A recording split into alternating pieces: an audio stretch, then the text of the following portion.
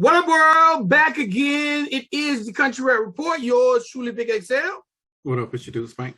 And y'all know what you're watching. We are the two guys who give you our opinion, our expertise, our reaction, our reviews, whatever you want to call it, on some of the greatest country rap videos in the world, Craig. In the world. We're going to always give you our truthful expertise on the best country rap and some of the worst country rap videos out and on demand. 2022, we said we're going to come back hard, and we did. We decided to give y'all something that we call MIP. Music Industry Playbook. No, not Mothers in Prison. The Music Industry Playbook. And that is when you, all the people out there, y'all can email us your questions, you can inbox us your questions, and we will answer those questions on the episode, and we will let you remain anonymous. That way, if you're an artist and you say, hey, how do I get paid on my records? Everybody won't know you don't know that. We allow you to remain anonymous and ask the questions. Because that way you don't have to be embarrassed to send questions in. Because people are like, man, you didn't know that. We ain't gonna do you like that. Okay. And we also, and we done this a little last year and we got away from it. We're gonna give you insight on these artists' lives, how they started, what is country rap to them, when they started, where they from, their recording process. Everything you want to know, because we're going to give you up-close exclusive interviews with some of your favorite country rap artists. So again, we're putting our flag in the ground, and you're watching the Country Rap Report. How you doing today, my guy? Bro, that question just hit me, like what you just asked. There's about 7 ways that you can get paid from your music, and I think most artists think of only 2. So that's probably an episode or a question that we could probably bring in the next AMA to give you the 7 ways that you can be making money off of your music, because a lot of people don't know how those other 5 ways operate. They know sell their music, streaming and sales. That's it. Streaming and sales. Yes. Most of them don't know anything about gaming. Oh no. Soundtracks. Gaming is a whole nother industry. That's $1 billion industry right now. Look, I want to go on that one, but that's a whole nother thing, bro. Soundtracks. Sync license with soundtracks and TV we're gonna answer that in an episode. I want to give it all to them right now. You know what a lot of artists don't know? What's that? A lot of artists don't know that if they are the walk-off song that Freddie Freeman plays as he walks out to take his bats at LA Dodger Stadium, that they can get paid for that. If Freddie Freeman decides to use their song to walk off at his at-bats at home, they get paid for that. That's a licensing too. They get paid once for the right to use based on the contract, and then they get paid however many times that's in the contract for them to continue to play it. Most artists just get one-time fees because they don't want to go through all the other stuff. It is. It's still a check. It's definitely a check, but you want to be that because Freddie Freeman's gonna probably do very well. You keep bringing them up. Well, it's too soon. It's too soon, bro. I just picked out a random player. Random one. They need some walkout music. It's too soon, bro. Too soon. Let's not give it some time to heal. It's still there. Let me tell you, artist, something. A check that I got managing an artist, and it was like Spank said, it was a one-time thing, but it still was a check that we got. WWE. Right now, wrestling is huge. You got WWE, which is on 2 networks. You got AEW, which is on 2 major networks. You got I think it's MLW, which is on Fuse.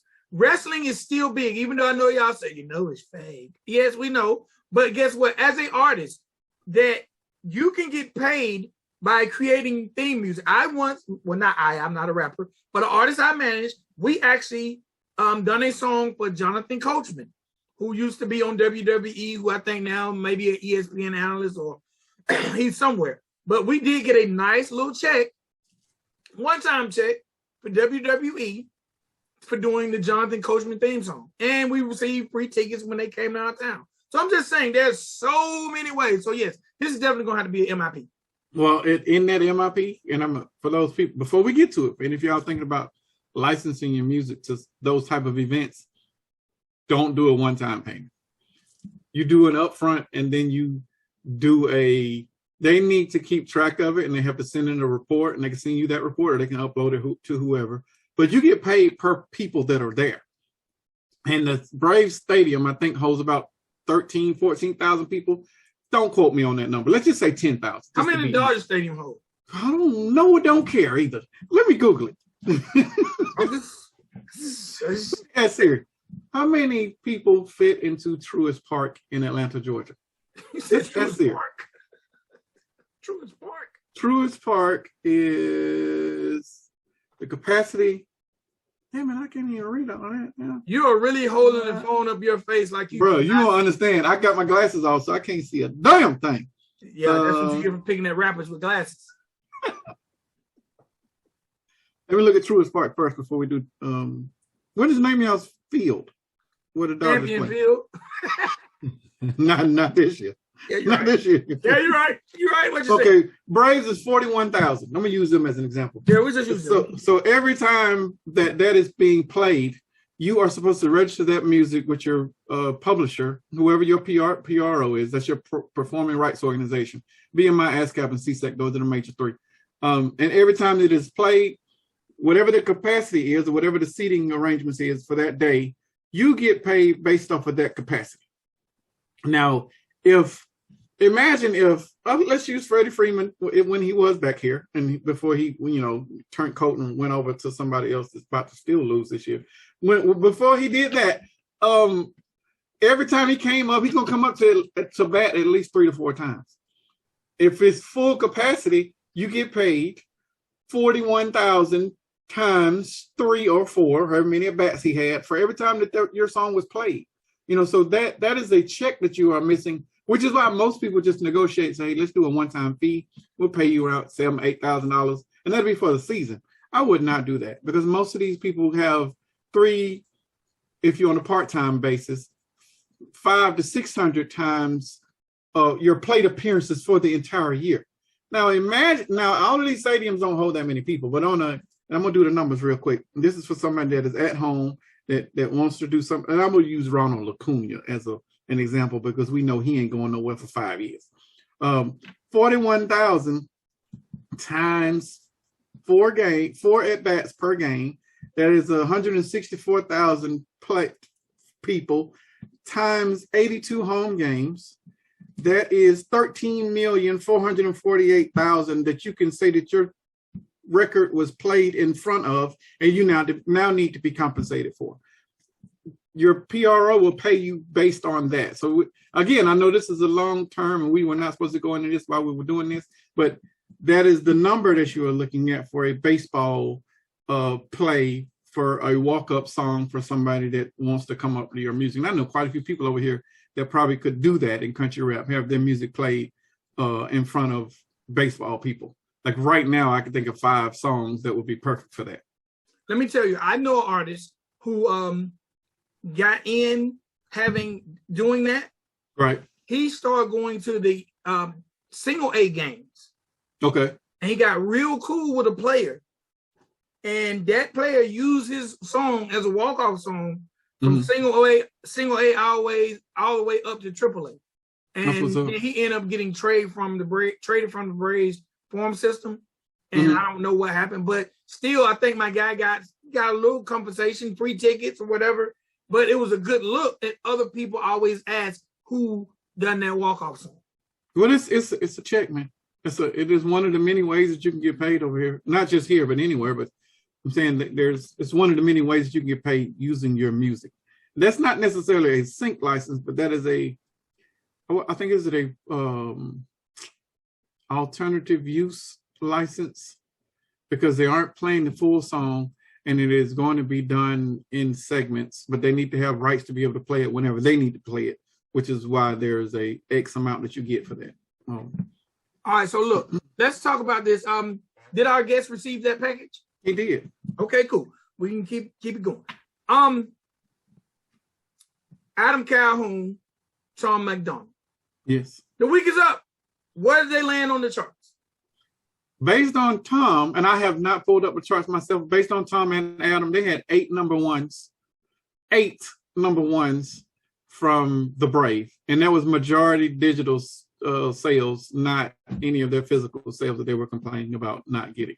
And then we stated in our podcast that we did film after they made their video. We did a reaction to their video. We stated they were still going to be number one anyway.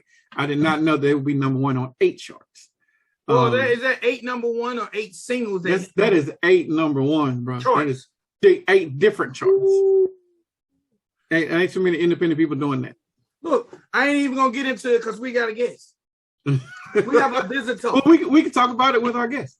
We have a business. You want to start off talking about that? Yeah, because I want to hear his opinion. Okay. We have a visitor. Ladies and gentlemen, boys and girls, we told y'all that we give y'all interviews with some of the dopest fires, if that's the word, fires. We're going to make it a word. Artists in the country rap genre. And we have a gentleman booting up right now. He's booting up right now. He's come. Oh my God, he looks so clear. He looks like he's in H-damn. You know what? I'm gonna turn my camera off because I look straight ashy.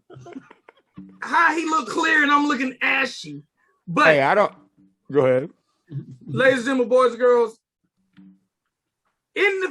as old school rappers say, funky fresh in the flesh, we have Mr. Ryan Upchurch on the pod.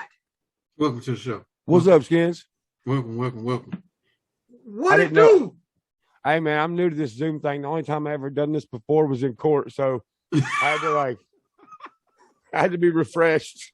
I didn't know if y'all could see me or whatever, so sorry if I fucked that intro up. No, it's all good. We can see you. We seeing you loading up.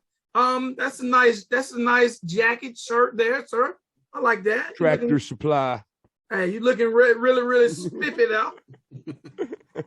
Y'all are too, man. Y'all are too. Appreciate that. So look, right now, before we even get into the life of Mr. Ryan Upchurch, because we want to cover, as we say here in the South, from the rooter to the tutor. We want to cover everything that needs to be covered in talking to you. But we were just chopping it up about the Brave Project. Number 1 on 8 charts. How big is that for the genre? Bro, that's fucking huge. Yeah. And the numbers are fucking insane too, man. The numbers are fucking hella insane. It's great for the genre. It's going to push them. It's going to push a lot of people to, want to do better. I hope so. I definitely hope so. It has to. They have to do better now. They have to. Right. 8 charts. 8. I wonder when they were creating this project, and I knew both them gentlemen know they was going number 1. There was no way that they could think they weren't going to be number 1. Bro, they go number 1 by themselves individually. Right. So it's mega number 1. But who all did they beat? They beat King Von. Rest in peace. Yeah, R.I.P. Kevin Gates. And you know what? Everybody. Yeah. Matter of fact, I got a homie that'll kill you for a Mountain Dew. I love that fucking line, bro. Matter of fact, Kanye said that I'm not going to drop. I'm just going to drop on my stem player so I can't lose. Hey, did you watch that documentary? On Kanye? I have not watched it. Yeah, it's dope. Kanye is a genius, man. Bro, he's a super genius. And hey, Cootie's even more of a genius, bro. They were living in the future. Yeah. Back then. I think it's sad that way the media and the public judge him. Kanye has experienced something that a lot of people, Kanye lost his mother. And my mother is my best friend, so I can't imagine losing her, but I have a lot of friends. R.I.P. Donda. Yes, R.I.P. Donda. But everyone who I know, every guy I know who said they lost their mother, say they never ever were the same, especially if you had that super loving mother like he had. And a lot of people don't understand that, number 1, this man is probably going through all kind of mental health issues, depression issues, and man, I just feel bad for him because what he's going through, I think the guy genuinely just loves his family. And I done been broke up with by some girls I really, really like, and I was acting crazy as hell too. Hey man, what I mean, his mama was his rock. Yes, sir. You know, now, but the thing is, like, his mama, who was the person who held him down when he was doing crazy shit, you know, or crazy shit with the public. You know, he had somebody to go talk to. Now, I feel like, I don't know. I feel like if I was going up against Kanye, Kanye is more dangerous now, you know, as an artist, because now he's full force, you know, swinging the sword. Yeah. As before, his mama would be like, "Hey, boy, pipe down." You know what I'm saying? Right. Definitely. Right. Definitely. So look, I watched, first of all, congratulations on being on No Jumper. That's one of my favorite podcasts of all times. I appreciate it, Bubba. I thought that was huge for the genre. Agreed. I'm actually mad that they haven't found another country rap artist to talk about, just because I thought it was so big for the genre, but you definitely held it down. Appreciate it, Bubba. I think they should have Calhoun and Tom on there. What? Yes, sir. Yeah, together. Yes. 100%. Yes, sir. Definitely. With those numbers they're putting up. But I want to get into. And to make it come full circle, though, that podcast is what inspired us to start the Country Rap Report. Yes. Yes. When we jumped in, when we saw the podcast, we was like, man, we got to talk about this. And I think our first or second episode that we did. Our first episode together was a review of you on that podcast. Yes, and then we've done 140 something cents. So yes. Hold up, wait. Can after the show, can one of y'all send me the link to that so I can watch it? Sure, yeah, I can do that. We can do that. All right, bet. I'd love to see that. All right, so look, let's get into it. For everybody, because I always start from the bare basics. Let the world know who don't know, who's been sleeping under a rock, where Ryan Upchurch is from. Born and raised Nashville, Tennessee. That's it. Born and raised in Music City. Did you have aspirations as a child to be an artist? Yes. Did you want to be a singer or a rapper?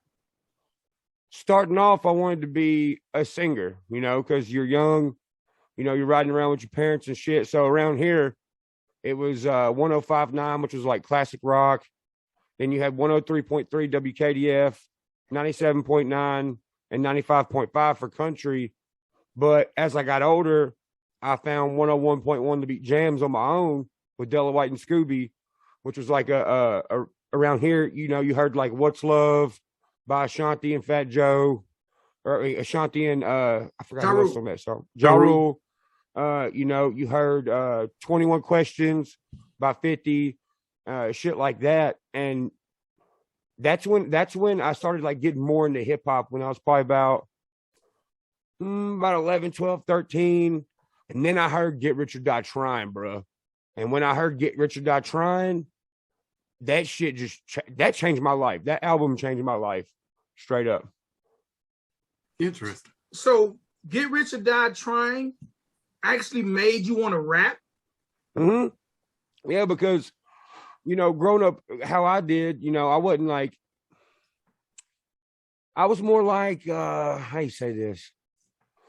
You know, I wasn't like really popular in school. You know, I didn't have like all the cool clothes and shit. So when I started listening to 50, his songs made me feel like it didn't matter. Like it didn't matter what I was. I could do it anyway. You know what I'm saying? Whatever that might be. It just gave me a certain type of feeling with all the shit that I was dealing with, you know, living in a small town, being the guy that I was. So, I mean, I can probably recite you every motherfucking song off that album, and I still listen to that album to this day at least once a week. What was your favorite record off that album? Damn, hang on, let me think.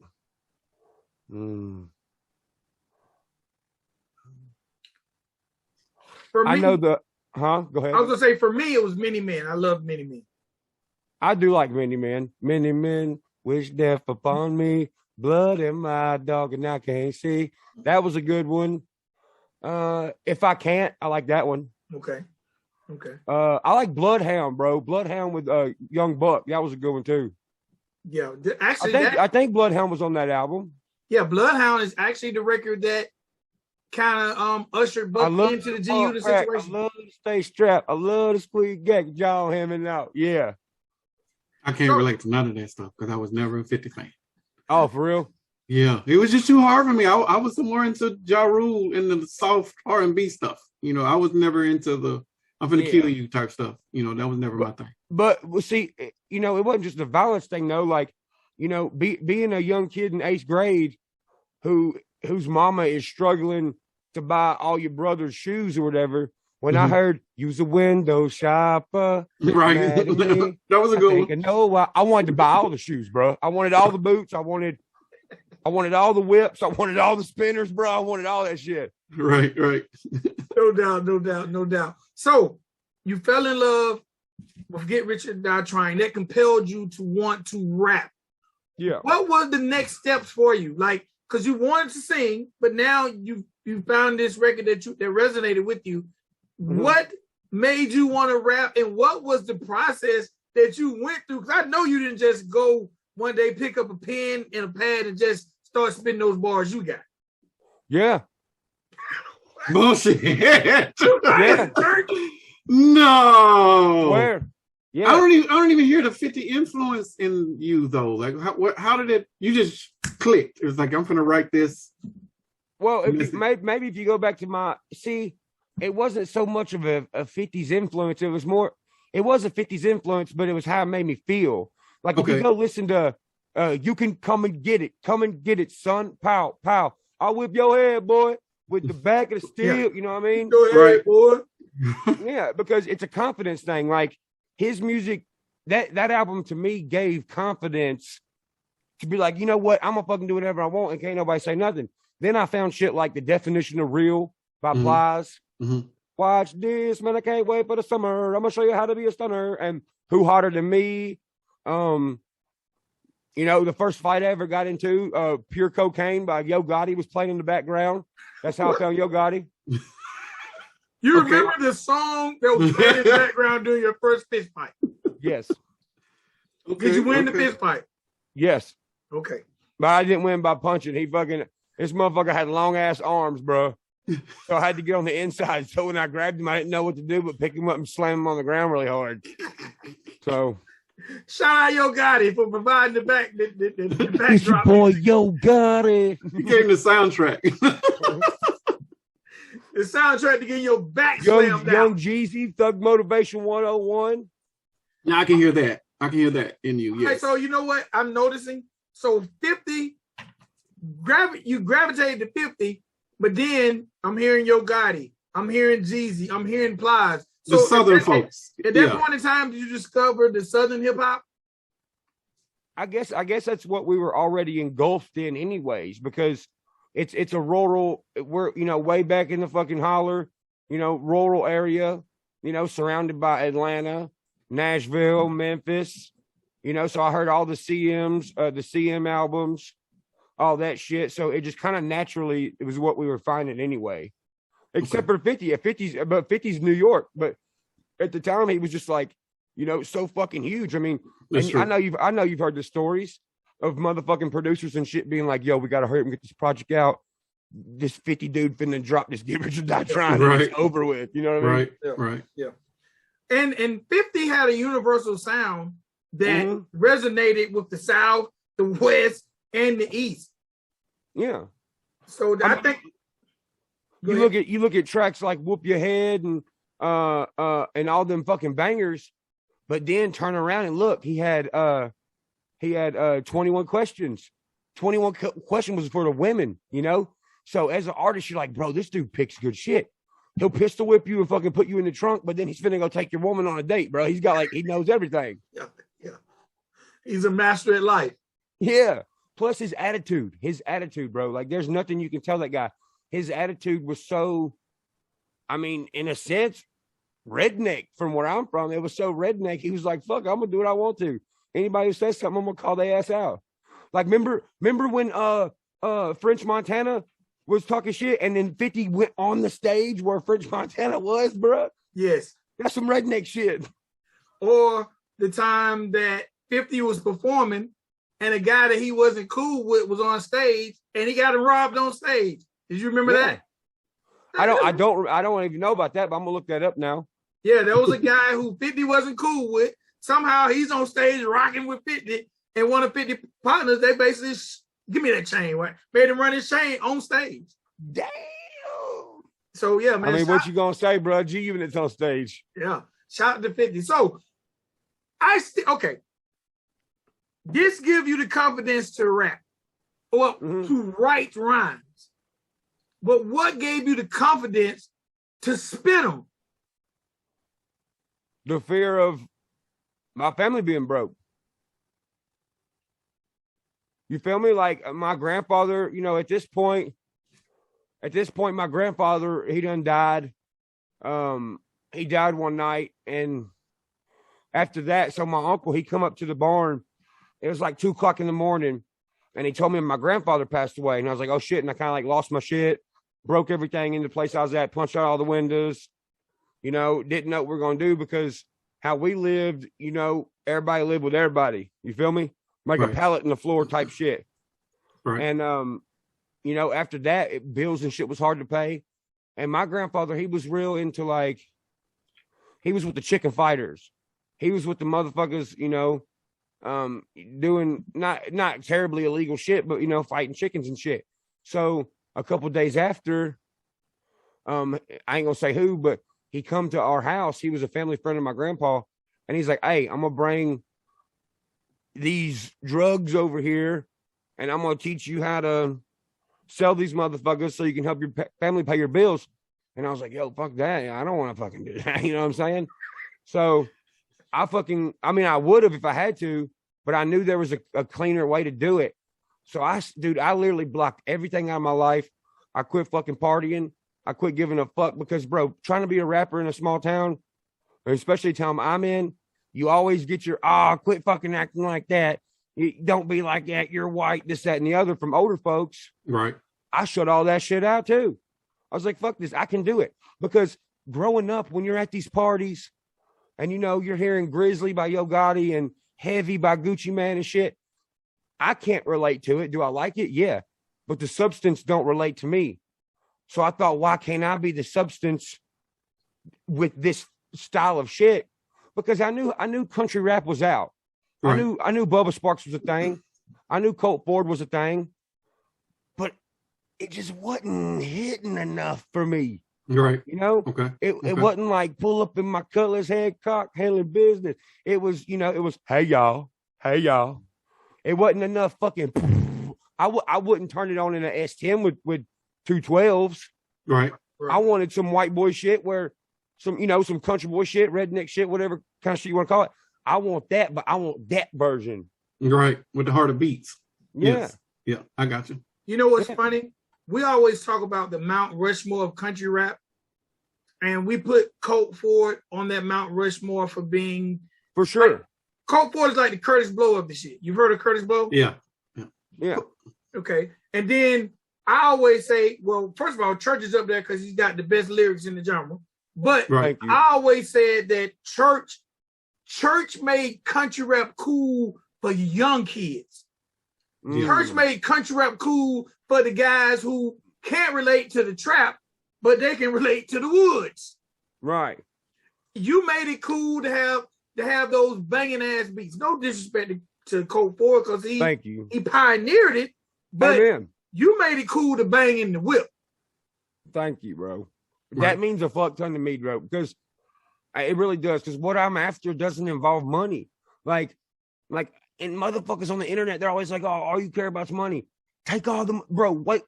Wait till I fall off. Then see what happens. You gonna see that? I'm gonna be doing the same shit. Ain't no falling off. What are we talking about? Falling off. I'm sorry, sir. I don't know how you could possibly fall off. Yeah. This is why I'm still stuck. Right. I'm still stuck on this same question, man. I'm still stuck on a person who heard Get Rich or Die Trying and decided to rap, but you're dope. Were you dope day one? I don't know, man. Like, and, you know, that's another thing. Maybe that's why I make so many albums, because as soon as I make an album, I'm like, God dang it, this could be better. And like my team's like, bro, what are you talking about? That's dope. I'm like, no, it could be better. I do that every single time. It always happens. Do you remember that very first rap experience you had in the studio? Yeah. How was it? About choked to death and died because we didn't put up the right shit for sound stuff. What do you We put up. He got his asbestos in there. Yeah, we put up like this bullshit that had like fiberglass and insulation. Oh yeah, you were doing asbestos. Yeah. And I was like, yo, bro, my throat's closing up. I don't know what's going on. And homie that was with me, he was like, man, it's going to work. Don't worry. And I almost choked and died, bro. Wow. Because I fucking got asthma, homie. Like, I'm breathing in this shit about dying in the middle of the night trying to make this fucking rap song. But it felt good. It felt good to rap and hear myself back. Right. When the first few times, I was like, fuck, I don't know if I could do this. Listen to my accent. And then, maybe like the fourth or fifth practice track or whatever you want to call it back in the day, and hearing myself back after tweaking a few tiny things in the beginning, I thought to myself, like, yo, that sounds cool. And I'm not the kind of person that like believes in everything I do. If anything, I criticize it the most. So when I heard it back and I was like, yo, that sounds tight. I seen a vision. See, that's the thing. Like, I don't see what's happening right now. I see what could happen 10 years later.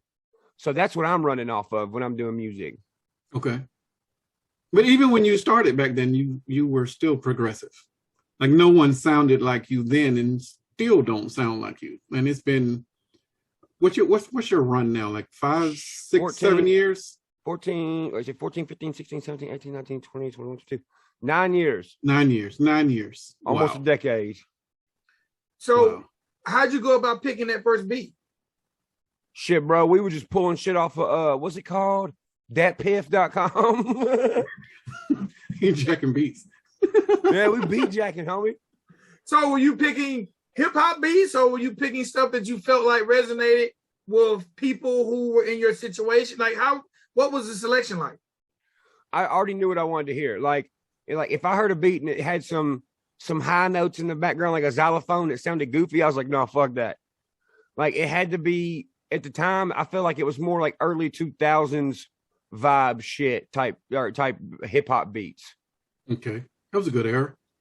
It was the fucking best one, bro. The best one. Okay. All right. Now, when you record those first recordings, did they ever see the light of day? I still got the CD, bro. You actually put out a CD? No, I burnt it. It has my initials on it, R.E. Wow. They can go in the Country Rap Museum. Then we can put together. Ain't nobody ever heard it. I've only listened to it a few times because I don't want to scratch it up too much. I don't want to listen to it later on. Right. But it's a matte white CD. It says like DTX or whatever on it, and it just says my initials on it.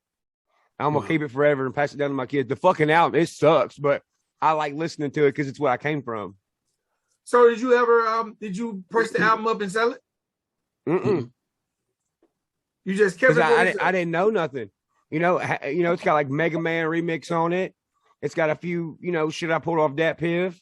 It's got some bullshit homeboy made down the street. It's just some random ass shit thrown together. So that was the birth of Ryan Upchurch, the rapper. Yep. All right, now a lot of people think the fucking comedy shit and the fucking, whatever came first, but really the music came first. I didn't know that. So how did you get the comedy shit and your internet savvy? How did that come about? Because you're just as savvy online and your personality I'm sure there are people out there who might know you from the comedic side of things or the trolling side of things or the humor side of things who might not realize you're this great artist. First off, thank you. I appreciate that. I don't think it's so much comedy, bro. I think it's just learning to be a smart ass from motherfuckers picking at you all the time, And that's why I try to tell these kids, like, these motherfuckers on the internet, they always try to, like, pick on somebody. But the thing is, some of these kids can't handle it. And they, they end up fucking doing crazy shit, like cutting themselves or killing themselves or something like that. Bro, it's a game. You have to be mentally smarter than somebody. You could be the smallest motherfucker in the world going against the biggest motherfucker in the world. If your brain's bigger, you win. So you're making me feel like maybe in school you might have got picked on a little bit. I got picked on up until that fight, the one where Yo Gotti was playing in the background. You know, motherfuckers. I remember one time there was a kid in my PE class named Ryan, and you know, he had the cool shoes. His mama drove a Yukon and had a Cadillac Escalade, this, that, and the other. They lived in a nice brick house that had a paved driveway and shit, you know. And I had to see that going to school. And you see these kids that go to school that got different Abercrombie and Fitch shirts every day, the nice shoes. Their parents is, you know, taking them to fucking soccer practice or whatever after school and shit. And this motherfucker's picking on you. You know, you're already intimidated because you're like, damn, like, I don't fit up in that clique or whatever. Well, one day I got fucking sick of it. And I was like, I was like, meet me after school. So I called my cousin, my crazy ass cousin who lived in West Nashville because I didn't have a license. I was like, hey, come pick me up. There's a guy that wants to fight me in Pigram. Can you take me there? His crazy ass was like, hell yeah. So he picked up a bunch of his hood buddies and his girlfriend. And we rode to this fight in a 96 or a 98 flat black Mustang GT. And we got there. My fucking hood ass cousin got out with a baseball bat because there was like 30 of them. Because there wasn't 30 of them trying to jump me. There was 30 people coming to watch. And like 5 that was like being rowdy. So my crazy ass cousin at the time, he was on fucking steroids, big as fuck, you know, long blonde hair, fucking baseball bat, fucking tattoo on his fucking rib cage. And my cousin in Nashville was known for fucking people up. Like, my cousin would show up and he would box fucking 5, 6 motherfuckers at a time. I remember one time I was downtown and I got arrested because I was with a friend from high school that I knew, and that friend was with some of his friends. And I hopped in the car with him because I was like, oh shit, I ain't seen Matt in forever. So I hopped in the Mustang with him, and we get riding down the road, and Vice pulls us over and ends up pulling all of us out of the car and shit. One of my buddy or my cousin's homies was like, hey man, don't tell your cousin, bro. If you tell your cousin, he gonna come fuck me up in my house. So that's who I took with me to the fight. He made sure I didn't get jumped, that I ended up fighting this dude. And that's when people quit fucking with me. Okay. So when did they stop fucking with you lyrically? Like, when did they stop fucking with you lyrically? Like after your first album or your second album? Like, when did they stop saying you ain't really about this life, or you ain't really no rapper? When did you make the record? They still say that shit. That's bullshit, bro. Look on the internet. Look at all the bro. I wish I could show you right now. People talk shit so much in my town. They'd be like, oh, he thinks he's better than everybody. He lives behind a gate on a ranch. You are better than everybody, bro. Right now, I'm in the middle of town, bro. My fucking driveway is 6 feet long. I bought a house in the middle of town to be like, motherfucker, what? Man, you know, when people are jealous of you, they will make up anything to tear you down. Like, bro, number one, and we ain't even got to the story, but you're a real success story to kids. Like, there are kids right now with an inhaler who might be getting picked on, who need to see you and be like, man, fuck it. Yeah. I'm gonna put this in. Matter of fact, I'm gonna ball my fist over this inhaler in it and punch the shit out of you. If you know, like, you know, because look, I had asthma. You know, I don't, and we couldn't afford an inhaler. I just had to go about every 6 months to get a shot in the ass in the emergency room. Yeah, and, the one that burned like a bitch. Yes, you've had that shot. Oh yeah. So, but man, like, people need real inspiration stories, and man, I've never heard an artist say, I had an opportunity to sell drugs. I said, hell no, I won't do that. I'm gonna go to the roof. That's no rapper. In the history of fucking rap. You know what? No, keep that, and I got a session. So right. You know, hey man, how much do I put in this bag? yeah, like, I don't have time to learn chemistry. I'm gonna learn bars. Right. So you do this first project that you decide not to let the world hear. So didn't know how.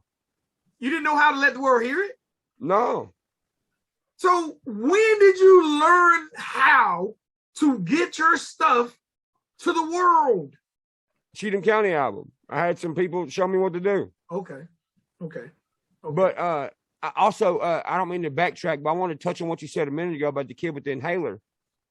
We're going through if you ask me personally, I think we're going through a very monumental time in hip hop. I feel like hip hop, over the years, started as this DNA strand, right? And over the years, different DNA strands got implemented in this long DNA strand, right? Right now, we're going through a time with hip hop where it ain't being infiltrated by country at all whatsoever, because you're always going to have pure hip hop and other forms of hip hop. But this in particular DNA strand is doing something that no other DNA strand I feel like has done before. And that's unify people, because you got to think, not only is this showing white kids, hey, bro, check this shit out. You can do this. Bro, it's also showing that country motherfuckers do have the are cultural enough to inspire. What about the black kid, bro, in the country? Right. That's got the F-150 with the 26s and fucking, you know what I'm saying? Right. The light bar and, the country ass black kid. Bro, it's also letting that kid know, hey man, there's somebody that is like you too, that looks nothing like you, that accepts you as well. Or that is along the same lines, but accepts you not because of color, not because nothing else, but because where we're from and how we are. Because we're about country. Yes. Yeah. Yes. Because a lot of people hear country rap and I know they think white guy. Like, you know what I mean? They really, because, they really do. But you're starting to see difference now, bro. You got that new kid, 04 track or whatever. Right. Yeah. And people like that, bro, it's building something, bro, that's going to be talked about later on. Watch. Look, I compare 04 track. He's like the country rap version of Gucci Man to me. His delivery and his flow is like, you can tell this is a country guy who's being his true self and grew up on Gucci Man. Yeah. Well, let me jump in, Vic. I know you got a list of things that you wanted to cover, but I wanted the influence, the reason that you are seeing these people, black and white, jump on the country rap is because of church. Like, he is more of you are more powerful as an influencer, I think, over here in this genre. And I think that's probably why they ban you and they don't like you being in front of more people, because of not just your outspokenness, but because you are the leader of this entire generation that is out there. As an example, Jesse B follows you. Yeah, absolutely. Jesse B follows you. She got into rap because of you. Like, you are inspiring an entirely new generation out there. And I don't, maybe you don't understand your power, or maybe you don't just really grasp it, but you have the power of a Jay-Z, of a Kanye, of a Tupac in his prime. Like, you are this genre's trendsetter. Hell yes. And this ain't something that it ain't even up for debate. Like, you can say, hey, y'all, I'm going to go to McDonald's on Tuesday and I need y'all to come with me. Watch how many people just do it just because church is doing it. Not so much you trying to make an impact or be social conscious or whatever it is. It's because you are this trendsetter, and trendsetters of that magnitude are dangerous to other people, especially when it can't be controlled. So the industry, if the industry were to infiltrate, then you would have been the main person that they would have came after, because you have more power than everybody over here combined. But because you are so rebellious and you're like, I got me, and I'm going to lead my people to the promised land. However, I want to see them, but they're going to be just as rebellious as I am. So don't even try it. Like, that scares the industry. That scares the shit out of people in general, especially the establishment. But your power over here, we ain't even talking about your rap influence. We're talking about your influence, period. You are that influential to this genre. And I'm glad that you're level-headed. Dude, thank you, bro. Y'all gonna make me get off this motherfucker and go write another album. Dog, your influence is crazy, bro. Like, crazy. Look, I get cold chills off people saying shit like that. Like when I hear that, it's the truth. I can't explain it, but it puts like sunshine in my body, bro. Like, when I hear people say that, I'm like, dude, like, is that really what people think? Because, like, in my own head, like I told you before, like, I'm critiquing everything like it's not good enough, because I'm not writing this stuff for my bank account. I'm writing this stuff for, you know, the white kid on the dead end road where his mama is, you know, struggling to do this, that, and the other, or his dad's struggling to do this. I'm doing this for, you know, the black kid that's going to an all white school that thinks he ain't accepted. You know what I'm saying? So like, right. I can't. It's weird. Like my brain only goes out so far because if you see rappers, you know, they get money, they buy cars, you know, they get hoes, this, that, and the other, and then they get lost. You know what I'm saying? Right. They get distracted. I can't. My brain goes like this. It's got a rev limiter on it. It's like and. Right. So I can't see myself like other people do, but maybe it's a good thing. Possibly. Maybe. But see, that's the thing. I want to ask you from, you know, older hip hop head perspective, is that something that I need to start taking into consideration, or is it something that I need to keep just ignoring? I don't think you should. You go ahead, Vic. Go ahead. All right. Now, me, from an older perspective, mm-hmm. I know that your words and the things you do are very, very powerful and influential.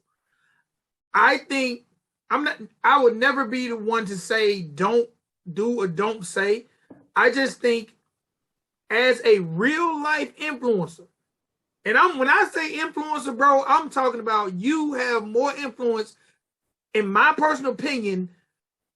If we're talking hip hop culture 2022, to me, you're definitely top 10 influencer when it comes to masses of people. It might not be he's top 5. Yeah, you definitely top 5. It might not be the hip hop genre, but just say the people that if Lil Baby said, meet me at McDonald's. If Ryan Upchurch said, meet me at Crystal's, you will get that same effect. And the only difference, the only reason you won't get as many people as a Lil Baby is because you don't have the one thing he has, and that's the power of radio. That is a great. I 1000% agree. That is the only way somebody like Lil Baby, the Baby, could get more people in a spot than Ryan Upchurch, because you don't have the power of radio. But your voice is very, very powerful. A lot of times when we do the pod, and I might talk about some of the things some of the artists say, and I don't sound divisive like I'm against what they say. I just sometimes feel like they don't realize how much power they have. And sometimes people don't understand what the rapper might be saying. Right. You know what I'm saying? So sometimes I feel like when you have power, sometimes you have to be a little careful with it, because you have so many people. Like, there are people. I'm in Georgia. We're in Georgia. All right. I work at Party City, right? Okay. But when we first started the pod, about episode 50, I'm bringing up a guy, Summertime. This guy, he got on white beat, look like his great granddaddy passed now, because like it's a 2X, and this fucker look like he wears a medium. But he has on his shit is stretched all out of proportion. You know, he just worked like hell, right? Right. And him and his old lady scraping up their money to buy shit for their baby's first birthday party, right? Mm-hmm. And as I'm ringing him up, when he goes to pay, his arm has RHEC. Bro, for real. And I'm like, bro, what you know about raising hell eating cornbread? So now this is Middle Georgia now, Middle Georgia, not Nashville. This is a town called McDonough, Georgia. You can look it up. Now the funny thing is, when I say what you know about raising hell eating cornbread, so now he's shot and he's looking at me like, what you know about Ryan Upchurch? Because of course he's shocked because I'm a black guy who knows about it, and I didn't want to say what you know about church. I really wanted to slap him over the head by saying what you know about raising hell eating cornbread. Instant bond, bro. Yes. Yeah. So, bro, and this is small town Georgia. This is the people that you make your music for. It resonates with them. Well, see, this is where I think when you gave that comparison, I think you said Lil Baby versus Church. I think they're even, because Baby's on radio and he's going to get the majority from the bigger cities. Yes. Church is going to get all the other small towns.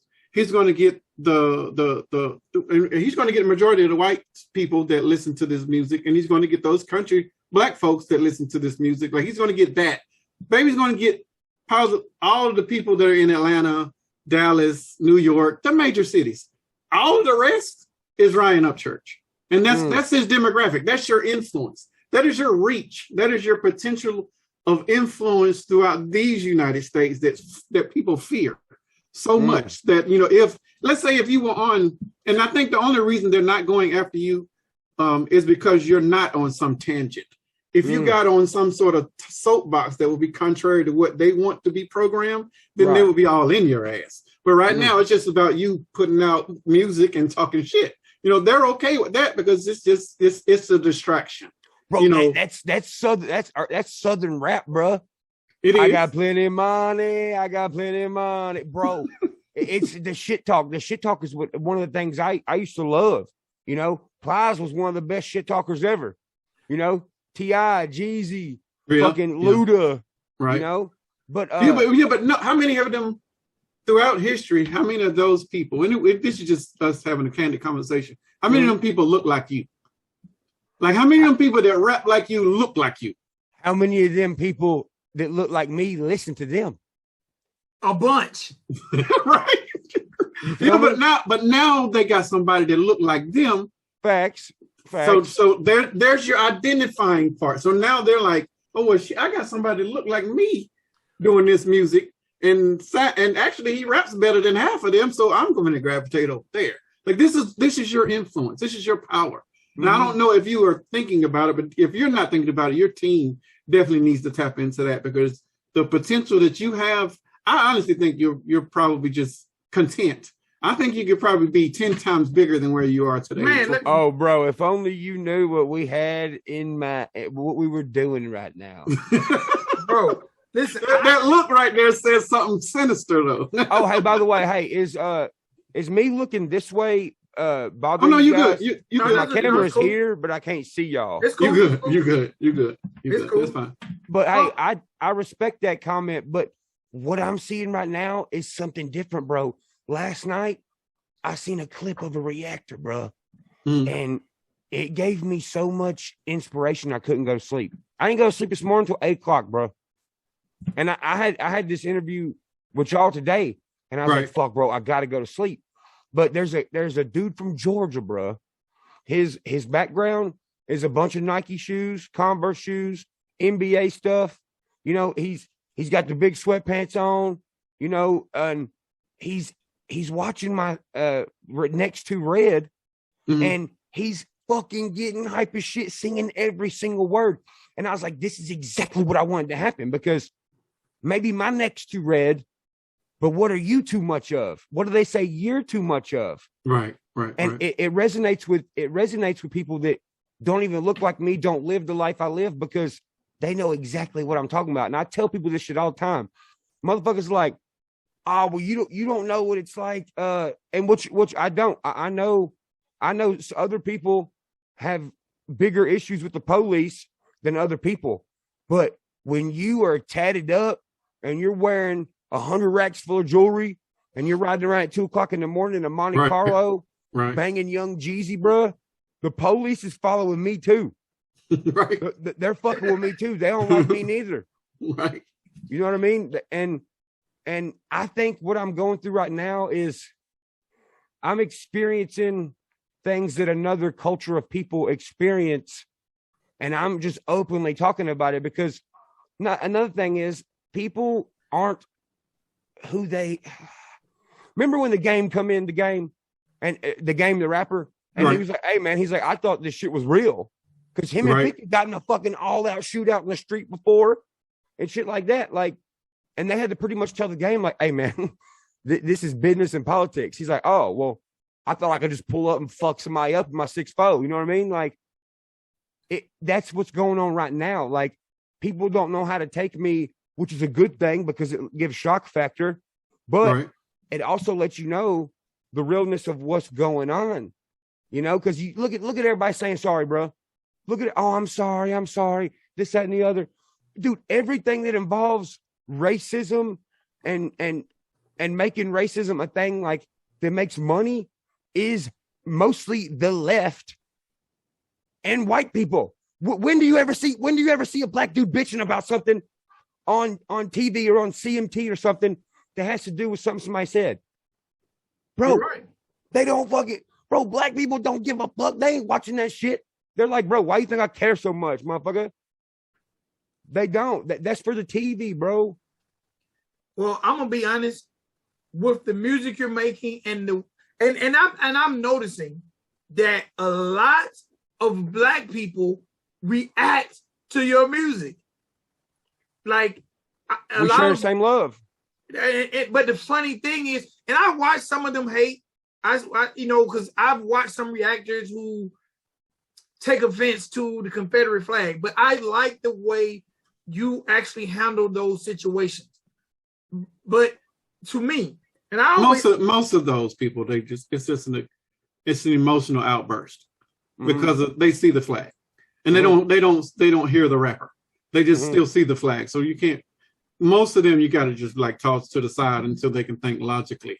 You know, I wouldn't add them to a logical thinking group. Well, that goes back to being born where you're born and raised where you're raised. Like motherfuckers was jumping all over my shit when they're like, "You done a song with Lil Boosie? He's bad. He fucking went to prison and he killed somebody." All right, motherfucker. Well, his life might be different than ours. Like, oh, there were people that were upset about you doing a song with Boosie? Fuck yeah. They can kiss my fucking ass, bro. He's a legendary Southern rapper. I don't give a fuck. Right. Exactly. I don't fucking care. Bro, you know how badass it is to me that I have say that I'm crazy. Bro, that guy, not only on one track, Boosie the OG, he ain't said I can talk about it, so I can't talk about it, but there might be more Boosie and Upchurch tracks. That would be dope. Hey, could we you think there's a possibility of being a Boosie Upchurch joint project? Oh, bro, yeah. That would be crazy. Now you're talking about some #1 records. Now you're talking about Boosie finally going #1. But the only way Boosie's going to go #1 is doing a joint project. Now, I'm not saying he don't deserve to go #1. Right. The only way he'll go #1 is doing a EP with Church. But you know what the thing is about that, though, bro? Boosie ain't got to go #1 because Boosie's #1 in his life. Yes. That's the whole independence thing. Like, yeah, I'm not on the radio, but you know what? Look at the timeline of Upchurch as a whole. Look at when I started coming up. I came up during a time where monuments was being taken down. Right. Different demographics of people was, I don't like you. No, I don't like you. No, I don't like you. You should believe in this. No, you should believe in this. It's almost like I covered my ears and kept my eyes open and just walked through the roaring, fighting crowd and kind of like just went through everybody and got to the other side. You know what I mean? And that's what somebody needed to do for the young hip hop people, man. Because, I mean, bro, come on, let's be real. When was racism and shit pushed this much and this bad in mainstream media? Not in the early 2000s. No. Not at all. This is by far the forefront of people using racism as a platform. Money. Agreed. It's money. It's money. Who the fuck you think selling all these shirts and shit, bro? Motherfuckers who don't even argue about it. They're on both sides. Yeah. You know, so do they really care about the people? Fuck no. No, they buy big houses and move far away from the problems. Facts. You know, rich people, and I've always said that poor people, we run the world. Poor people, yeah, we do. Because we build everything, we do all the labor. Rich people move away, and you can have Donald Trump living next door to, and I'm not saying Donald Trump's a racist. You have Donald Trump living next door to Michael Jordan, and he won't give a shit that he lives next door to a black guy, because rich people don't give a shit. Because guess what? Michael Jordan don't want me living next door to him, and neither does Donald Trump, because I ain't got enough money. We staying awake till 2 a.m, motherfucker. Yeah. So to me, I've always thought that people with money use racism as a way to keep poor people fighting. Well, they use a lot of isms. It ain't just racism. It's whatever. A lot of those things. For sure. It's all anything that would keep people divisive. They throw those things out there and keep them distracted. Anything. Yeah. Anything. Like I've always said, what's the difference between the hood and the trailer park? What's the difference between the projects and the trailer park? None. Nothing. The color of the people that live in it. Other than that, they all eat fried bologna. They all eat cornbread. I'm just saying, shit, we all shoot at your ass if you come through with acting like you're not supposed to act. Same, bro. We all probably got a shoebox of money for bond under the bed. I'm just saying, like, what's the difference? But the powers that be keep those people fighting. Yeah. I've never They understood. have to. Why? Because, bro, imagine this. I want you to imagine this. And if anybody takes this fucking idea after this, you're a hoe. If anybody watching, if anybody takes this idea, you're a hoe. Imagine a music video, okay, where the song is about pride, the word pride, just pride. That's it. What if you seen a music video where a white dude was rapping about his pride and what he's prideful for in a drop top 6'4", right? Somebody driving, backseat dumped with people, but you got the white country dudes holding rebel flags, right? And you got the black dudes holding black pride flags, sitting in the same car rapping about their version of what pride is and how their pride is stronger together than it is fighting against each other. That will get canceled. That will get taken off. They're both culture vultures, this, that, and the other. Because right. You know what? Hey, if we all blend in and one group, nobody looks like each other, how do you know where that group's at? You don't. And most of us are fighting for the same cause. They just use the colorism to divide. Most men, most middle-class men, we want to work, take care of our kids, make them have a fucking better life than we had, maybe get some good alcohol, a good piece of ass, a nice haircut, a nice... Clap them cheeks and get some Tennessee fire, good. Yeah, like, bro, you would be surprised. That's most, like where I'm from, man, most guys where I come from, man, they live to get their paycheck on Friday, pay their bills, go get their car washed, maybe get a haircut, a white tee, and a 12-pack, and start that shit all over again Monday. Yeah, and barely got enough money for lunch all the days of the week the next week. Yeah. They know about Roman noodles. They know about potted meats. But again, somehow or another, people tell us who to like and who to hate. It's these. Yeah. This is the new newspaper, bro. This is what it is. I mean, bro, look at something simple as like, that little girl missing, the Summer Wells chick, right? The little girl who's gone missing. You can't even find out real information because there's motherfuckers on here saying, oh, I did a card reading and I'm inside the spirit of the little girl. And I know. It's like, man, shut the fuck up. You don't know. Like, you talking outside of your neck. Same way with everything else, bro. How do you find real information if so many people are just spewing out dumb shit?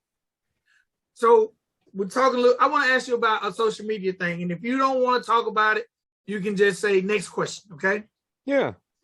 So you're in line at Popeye's Chicken, okay, and you're placing your order, and you ask about a gentleman that's working there, that's on the registry. Fuck that dude. What made church do that? Man, they got a kid's meal on that mug. How you gonna have a fucking dude who's fucked with kids and messed with kids working inside a place that's got a goddamn kid's meal? Motherfucker, you got to go or I'm gonna harass your ass every day. How did you find out he worked there? Bro, I was getting these glasses on my face. So across the street, can y'all hear me good? Am I yelling? Yeah. I'm deaf. No, you good. I'll be yelling because I always have headphones on. I'm getting glasses. And the dude walks outside. And I noticed this motherfucker done had a camper out there for a couple of days. And a station wagon full of trash, bro. Like stacked up to the motherfucking dashboard. Right? This lady, she said, oh my God, she said, that guy still works there. I said, what's up with him? She's like, well, yesterday he dumped a 2 liter of piss out in the parking lot. And I was like, oh, what the fuck? Like right where the drive-thru is where motherfuckers is getting food. And I'm like, yo, that's nasty because I'm a neat freak, bro. I'm a neat freak. So I'm thinking about this guy dumping piss and I'm thinking about me ordering mashed potatoes. I was like, yo, did this guy go out there and splash some urine on his fucking shit and make my mashed potatoes? Like, what the fuck? Well, then she was like, yeah, and he's a weirdo. And I was like, what? I was like, what kind of weirdo? And she's like, well, he's got charges with messing with kids and shit. I was like, well, fuck, I'm going to drive over and harass him. So she's like, no, she's like, don't do that. Well, don't tell him I told you that. Yeah. I'm like, I ain't. So I walked over there, or I went over there and I was like, hey, is that fucking child molester still working here? This, that, and the other. And they got so much shit from it. Bro, people in my town for like a whole 2 weeks was driving around the fucking drive-thru just to click the button and be like, hey, is that rapist still work there? Child molester still work there? Until they got rid of him. But bro, people got to stand up and say that shit in their own towns. Otherwise, the shit will get bigger and bigger and bigger and bigger. Then you won't know where all of them is. Is that why Instagram took your account? Fuck, probably. But you know what? Fuck them. I don't care about that dude. I don't care what happens to him either. You shouldn't be touching little kids, bro. Agree. I don't give a fuck if he gets hit by a car when he fucking leaves. I don't care. We got to stand up. Okay, next question. So church has been dissed by quite a few people who's tried to make records. I ain't gonna call none of the names. It's like kids drawing stick figures to put on your fridge. Like, how do you feel when people come after you, and how do you decide who you respond to? It's fun. It's fun because they don't know how to get. Man, when you sit in a room all the time and you just observe and research certain things. Like, bro, I'll be reading psychology shit all the time. How do you fuck with somebody to where they lose their motherfucking mind? It's not by pointing out the biggest flaw. It's about pointing out the smallest one. Because the smallest one is the one that they know about that nobody else notices. So when a motherfucker comes after me saying, you shouldn't be in rap. Fuck you, hillbilly. Stay in country music. Gotta take your mullet back here. I'm already looking at every fucking thing you don't like about yourself. And look, there is one thing I will say about myself that I'll toot my own horn about. Nobody can beat me, bro. When it comes to putting words together and sitting down and writing something where it's your skills versus mine, I'm going to win. I don't care who it is. Because I've conditioned myself like that. I mean, you got to think it stems from my childhood. It stems from getting picked on. It stems from all that shit. So I've been building a skill set in my own fucking head on how I take on things. So that's why it doesn't matter. Literally anybody can come for me, bro. I don't give a fuck if it's the biggest rapper in the world. I'm going to embarrass them because I'll make somebody laugh about something about you. We actually owe your bullies a round of applause because they helped pave the way for you and your lyrics and your comedic background. So thank you, bullies. Appreciate y'all. Yeah, appreciate y'all, you motherfuckers. I and this is what I don't like, and it's not just church. I'm a big battle rap fan, and anytime Berserk's my favorite. Berserk's my favorite. You like him? Mm-hmm.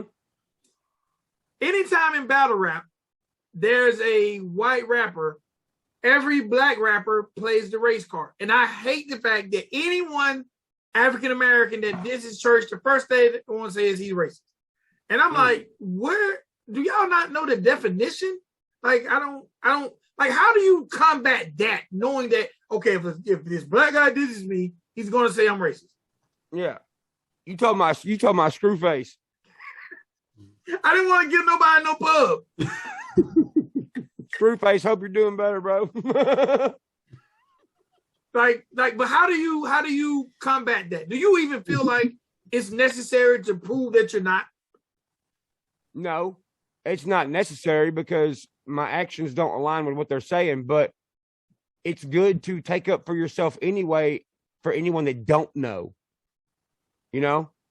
Like I said before, with people watching certain shit, like they could be watching him the whole time and then see something of me and make an assumption, or I could stand up and be like, nuh-uh, motherfucker, and here's why. And they'd be like, oh, well, and then it's a conversation, you see? Okay. The better things. I know I've personally defended church, and I don't even know it. I mean, this is the first time having a conversation with you, but I've seen a couple of reactors that were black, and it went off on the flag, and I immediately DM'd them and asked them for a personal conversation to speak from one black man to another. But I think that, and most of us, and I'm speaking for black people, we come from an immediate knee-jerk emotional reaction when we see that flag, you know, and then after that, after we're calm, then we can think logically. But that flag just sparks, it just sparks so much rage that we are not logically thinking. And for you to talk, I don't mind sitting down and having a conversation with anybody about it, but even us, we've had issues when we saw it in a couple of videos that we were reviewing, as a matter of fact, Vic. But, you know, after we saw things like that, we had to sit down and be like, okay, they're not coming at it from a racist angle. They're just coming at it from a heritage angle.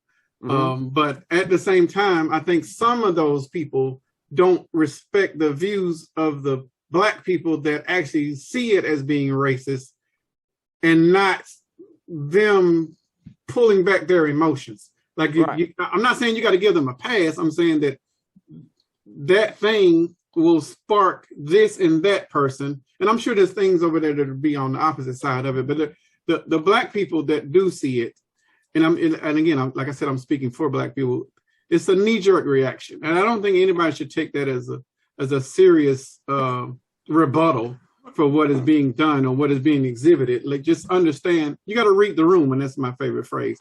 When we see that, expect negative emotions. Go ahead, Vic. But I also like the way that church explains it, because Lil Jon, Pastor Troy. Oh, there's been quite a few. And that again, David Banner, when he was in the group Cricket Letters. And I brought that up. A lot of artists, black artists from the South, who had rebel flags on their covers. So I'm like, y'all tripping. No, see, here's the thing, you know, and I'm saying this in front of church. Church can't come to his defense because they still see flag and white dude. We have to come to his defense. And I'm talking about me and you, as in the two black people that are over here that can at least speak for the genre. We can say, hey, pause, fam. Like, this ain't about that. He ain't about that life.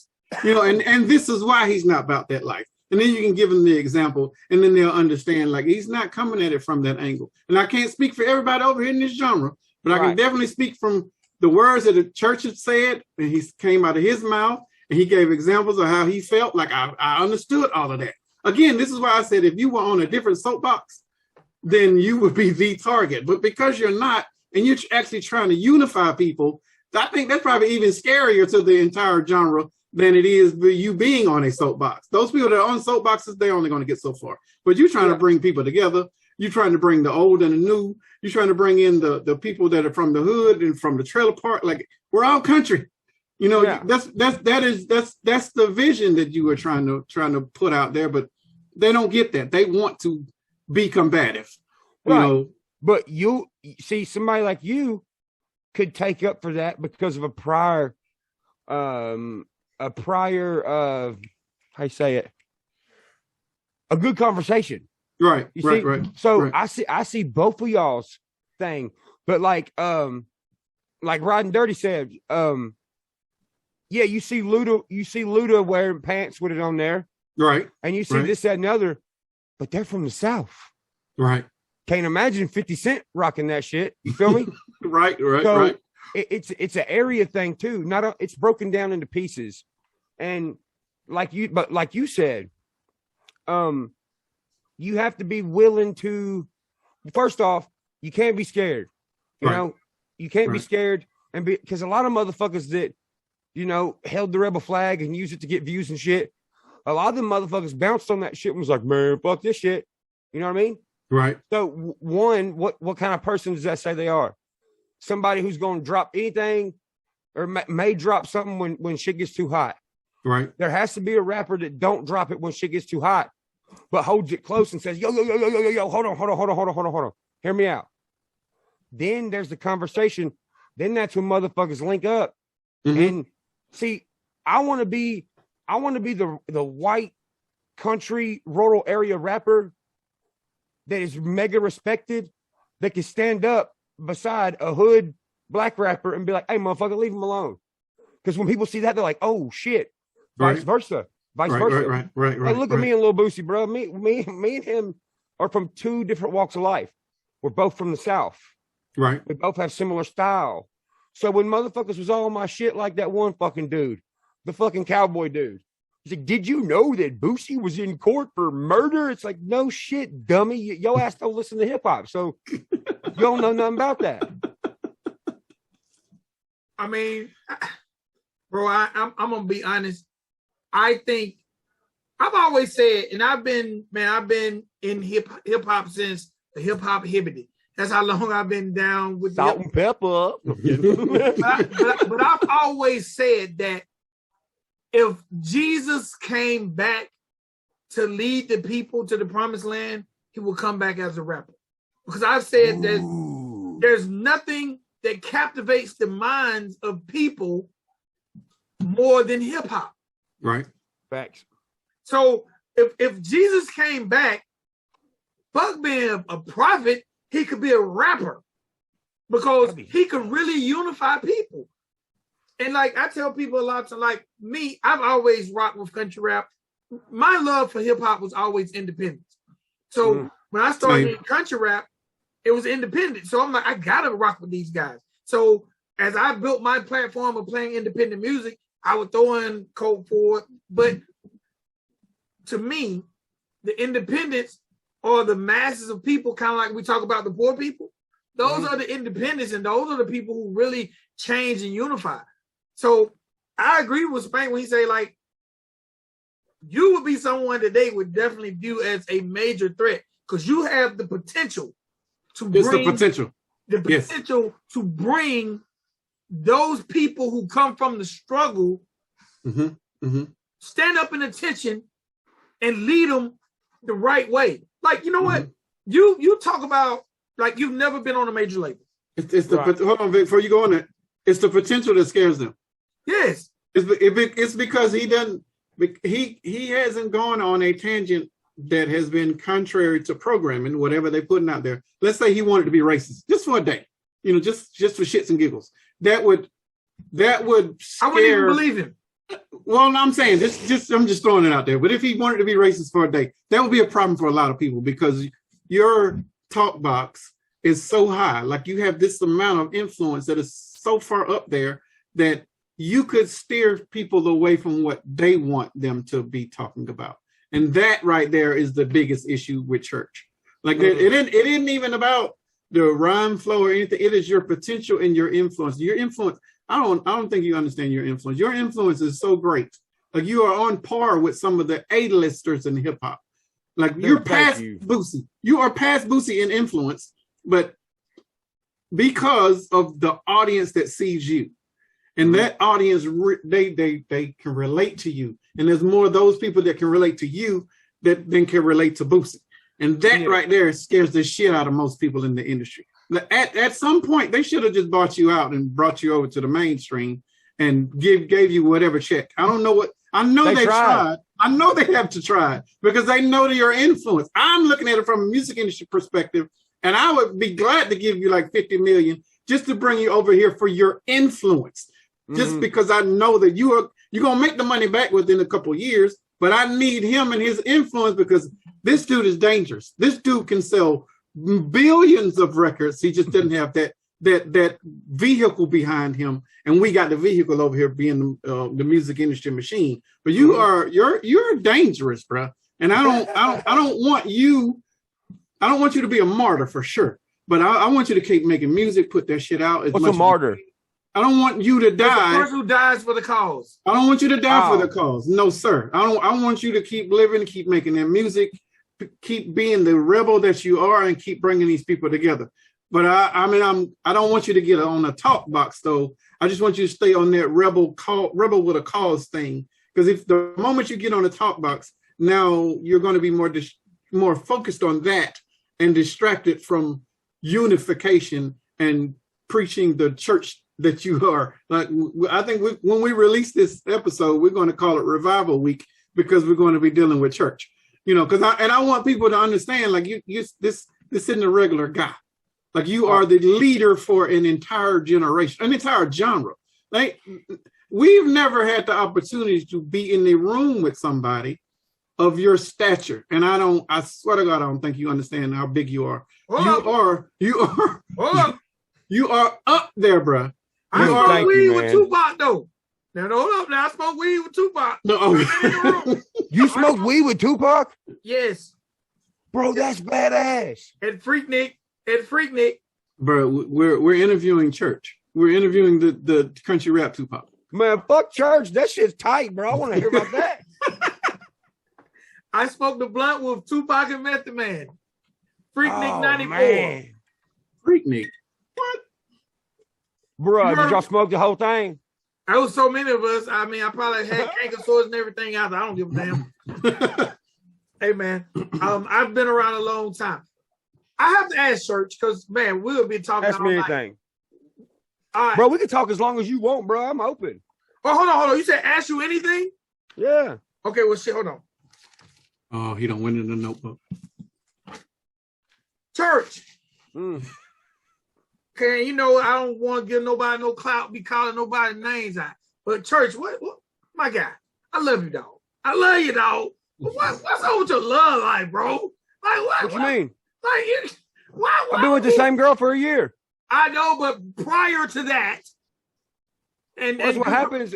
Congratulations. But you be going through these situations that play out online. Why?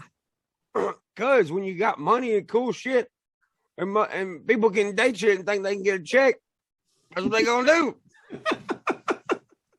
Especially when they lazy as fuck. Does it bother you?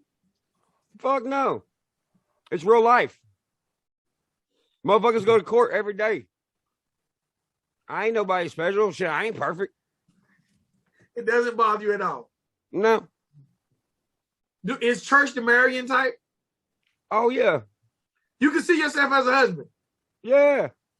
As a father? That'll be when he falls off. Because he'll probably retire or something for like 5 years. No, and I'll tell you why. Because I tell them all the same thing. Music stands right beside you. You ain't in front of it, you ain't behind it, you right beside it. So if you at the end of the day, I'm married to the motherfucking game. It's what I love. It's what my whole life is engulfed in. And the chick I'm with now, I used to sneak to her motherfucking house when her mama went to sleep. And I'd sneak in her house. I'd drive her around in my truck that was cross-tagged with no license and no registration and no insurance. Damn, y'all ride dirty. Oh, bro. Dirty. Oh, bro. Bro, hey, she's the best. Every rapper needs a woman because you see these rappers and shit, they be getting, and I've been guilty of it too. Get with people who are like me. I want to be in this Instagram picture. Or why didn't you tag me? How come you haven't posted me? Why you stay in the studio so late? You gotta get somebody ain't gonna do all that shit. Agreed. You need somebody's gonna cook you some eggs and bacon, gonna be naked when you get home, and have the towel out and expect you to do things as well. Like, right. Fucking help clean the dishes sometimes, fucking sweep the driveway, do the outside shit, take the trash out. It's a mutual respect. So I respect her for being who she is, and she respects me for who I am. So now I'm just frozen in time as what I am right now. I get to be this forever. So one day we'll be hearing from Papa Church. That'll be cool though, Papa Church. That's an album name, Papa Church. Oh damn! I'm the people's champ. I'm gonna be old as fuck. I'm gonna be on oxygen, have COPD. Be like, new album coming soon. Hey, we grab me a bottle of water, Bubba. Trevor. Church, how do you decide whether you're going to do a country album or a rap album? I don't. I just do it.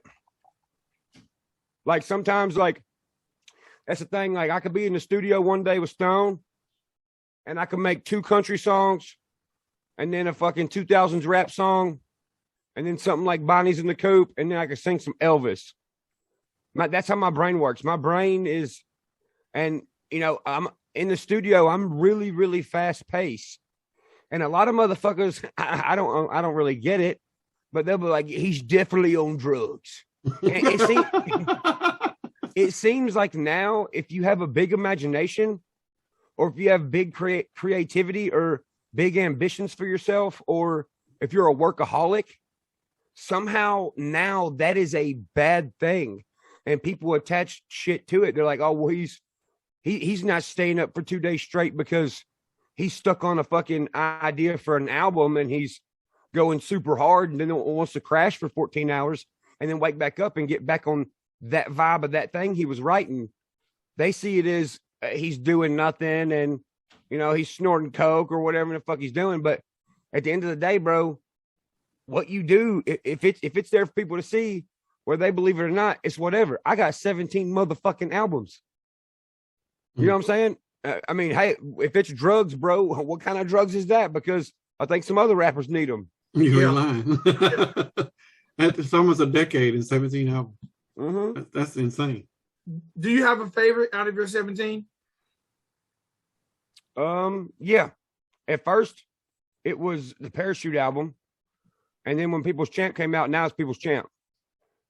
But for it to be my favorite, it has to have my mama on it. If it ain't got my mama on it, it's not my favorite. Gotcha. Man, you mentioned your mother. Like, how much influence and how much did your mother and how she raised you play a part in the man you are today? A big part.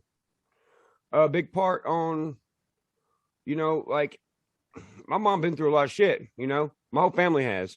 But raising 4 crazy ass redneck boys as a hippie ass mama, that's got to be rough, bro. You know what I'm saying?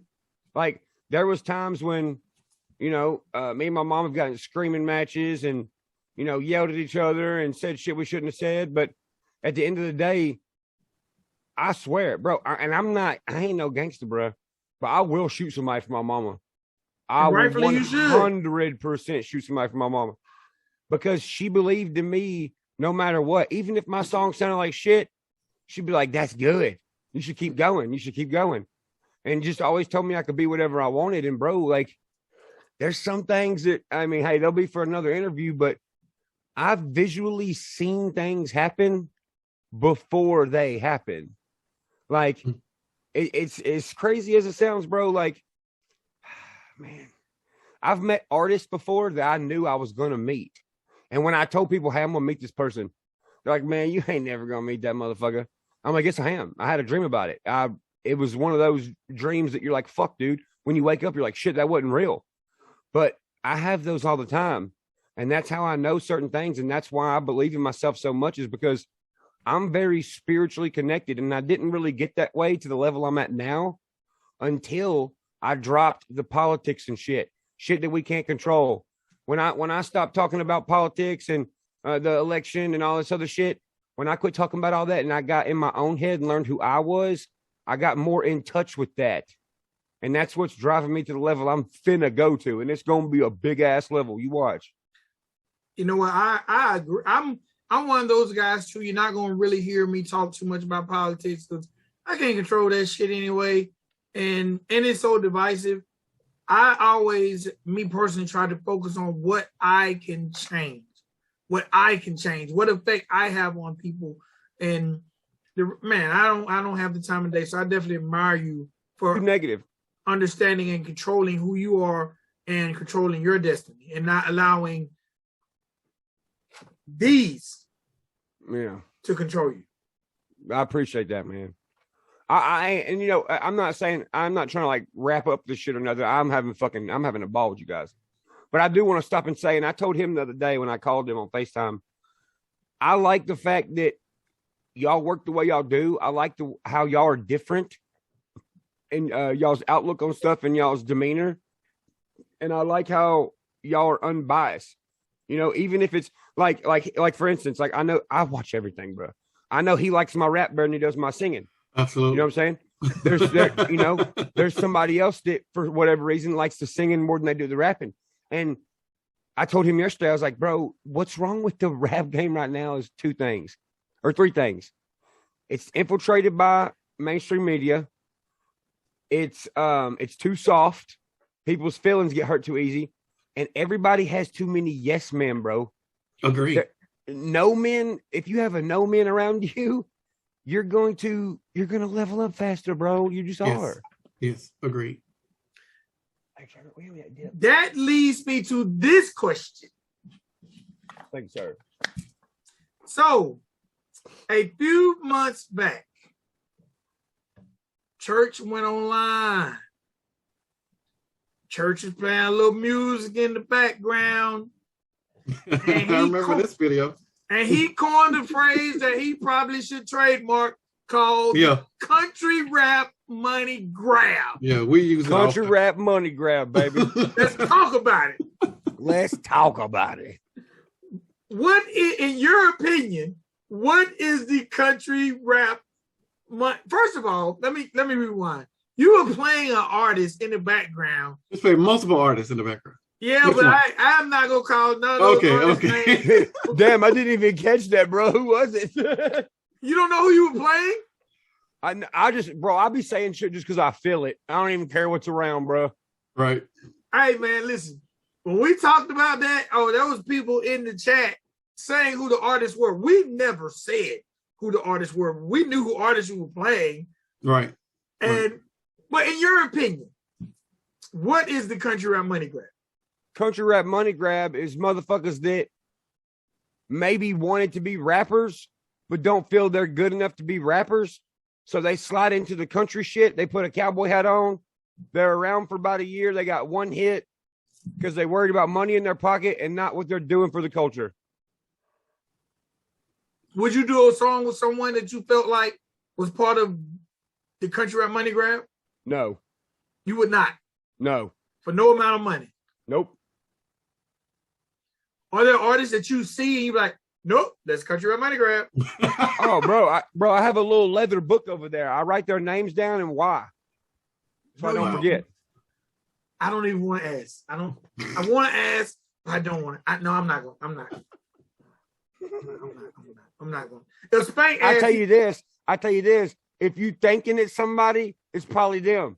I can tell by the way we're talking about now about hip hop and shit. If you think it's them, it probably is. Will I tell you? Nah, because no, don't do that. Gotta have my secrets. But if you think more than likely, I feel like if you think it's somebody, it's gonna be them. But is it? Let me play devil's advocate. Is it not okay for them to be a money grab? Like they're getting paid. If they want to, but that's the thing. A battery only works if there's a negative and a positive. Right. You got to have both, because maybe this person who's a country rap money grab probably ain't gonna be around as long as the person that ain't. But this person being the country rap money grab might have made the aggression to make this hit song from the motherfucker that cares about the culture more. Or vice versa. This motherfucker who's a country rap money grab might have made a song that's just flat out fucking catchy that gets a lot more eyeballs to see this guy saying this shit. Right. So then I think it's a win for the genre, because if the industry is infiltrated or they're using these guys for the money grab, quote unquote, then that makes us look good. It makes them look good temporarily, but eventually more eyes will be bleeding past them to look at the entire genre. Like, okay, what else y'all got over there? Like, who else is over here? Who else can we pull over here for this money grab? Like, so I think it's a win-win for the genre. Yeah, because if everybody in music was an outlaw type person, then how would you know who's an outlaw or even what an outlaw was? Right. You can't have a good guy without a bad guy, or a bad guy without a good guy. 100%. Otherwise, people like Elvis and fucking Waylon Jennings and all them wouldn't have stuck out. True. You know what I'm saying? That is true. That is true. And bro, hey, to be real, look at Elvis's career, dog. It's kind of the same shit. Bro, it's the same skeleton as what's going on right now with black culture and white culture. A white guy doing very other culture things. You're right. And people not knowing how to take it. It's the same shit. It's happening right now. Right now, history is repeating itself, which is why I say the things I say, because, bro, see, I don't do things based off of what I think's good at that moment. Do I sometimes? Yeah. But a lot of the times I'm looking at old history from the 40s, from the 50s, from the 60s. Did you know that one of the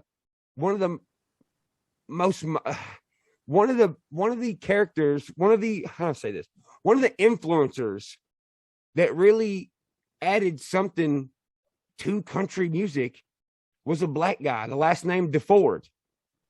Look him up.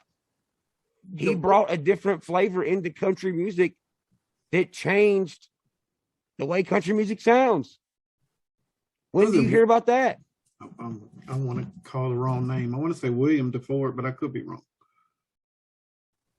But see, look, he did that. Elvis did what he did. You see what's going on? Right. You see how fucking impactful that shit was? The same shit's going on right now, bro. Right now. In real time. DeFord Bailey. Yeah, DeFord Bailey. Okay. DeFord Bailey. Wow. That's dope. All right, so I'm trying to move through the life, but I don't want to miss anything. Bro, yeah, dude. Hey, you're straight, bro. Bro, I want to know the recording process. Look. Why are you doing that over there? I've went through 3 alcoholic beverages here. Let me say this. Siri, play Grey Goose. I'm kidding. Okay, so I made a statement that you watched the statement, so I don't want it to get misconstrued. Okay. I did not say that your verse was a diss towards Adam. Okay. I said that your verse made me think of Adam's verse. Oh, okay. Because in Adam's verse, he says, I'm the only white guy. I'm paraphrasing. I'm the only white guy on the black team. Mm-hmm. And then your verse made me think of that. I didn't think that your verse was a shot. It made me think of his verse. Oh. Yeah, like you said yesterday when we were talking, that has never been uttered by any white guys ever in the history of rap. Not even Eminem will stand up and say, I'm the white guy on the black team. No. Right. So to me, Adam said it, and then 30 days later, you made something that was in the same realm. And I respected the fact that y'all grabbed y'all sack and said, shit, we over here. Right. Yeah. We ain't scared to say we over here. Matter of fact, if y'all want to come over here, get your bars up. Right. Exactly. When it comes to country rap, how do you feel about the bars of most of the people in the genre? Ooh, this might get you in trouble. Oh, this might. Man. Oh, shit, no. Bro, I think when people like Adam came in, and I've even told Adam this in my front yard, like, it's good. Like there can't just be one person doing big shit. Look at hip hop. You know, there ain't just one hip hop artist doing big shit. There's fucking 10 of them. Right. Country rap's gotta grow. Right now, it's at the watering stage, and it's growing. And now the limbs are starting to sprout, and those limbs are, you know, the Adam Calhouns, the Demon Jones, you know, these people that. And the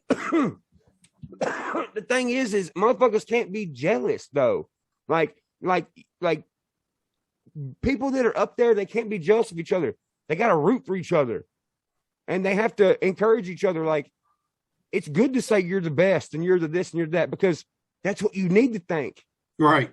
To get to the next level, bro. Like, you can't be like, oh, well, he said he was the only big winner. He said, I'm like, bro, say that shit again.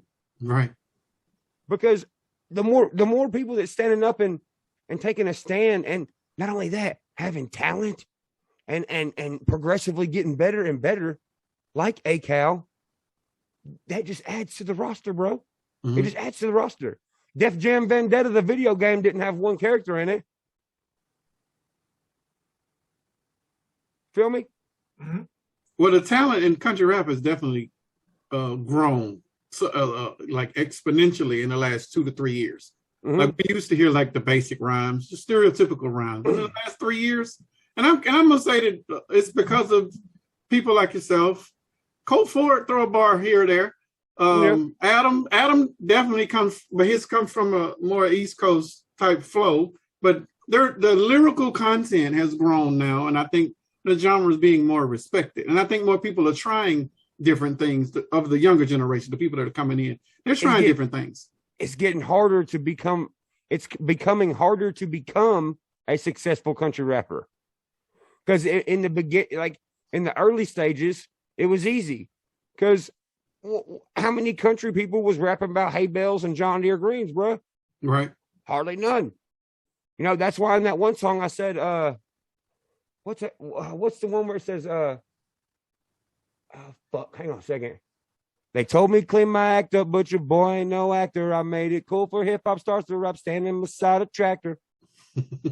Way back in the day, I never dreamed I'd be all this until I seen a teenager in a truck bumping my shit. That's how a kid from New York in the hood felt about 50. True. That's how, so-and-so felt about a rapper somewhere else, and these powerhouses right now is the time. There's a reason why I did a fucking feature with Boosie. And it ain't because of what the other dude said. It was because that one fucking cowboy dude was like, we all know he did that to reach a different demographic. Motherfucker, type in Upchurch reactions and click upload date, motherfucker. Right.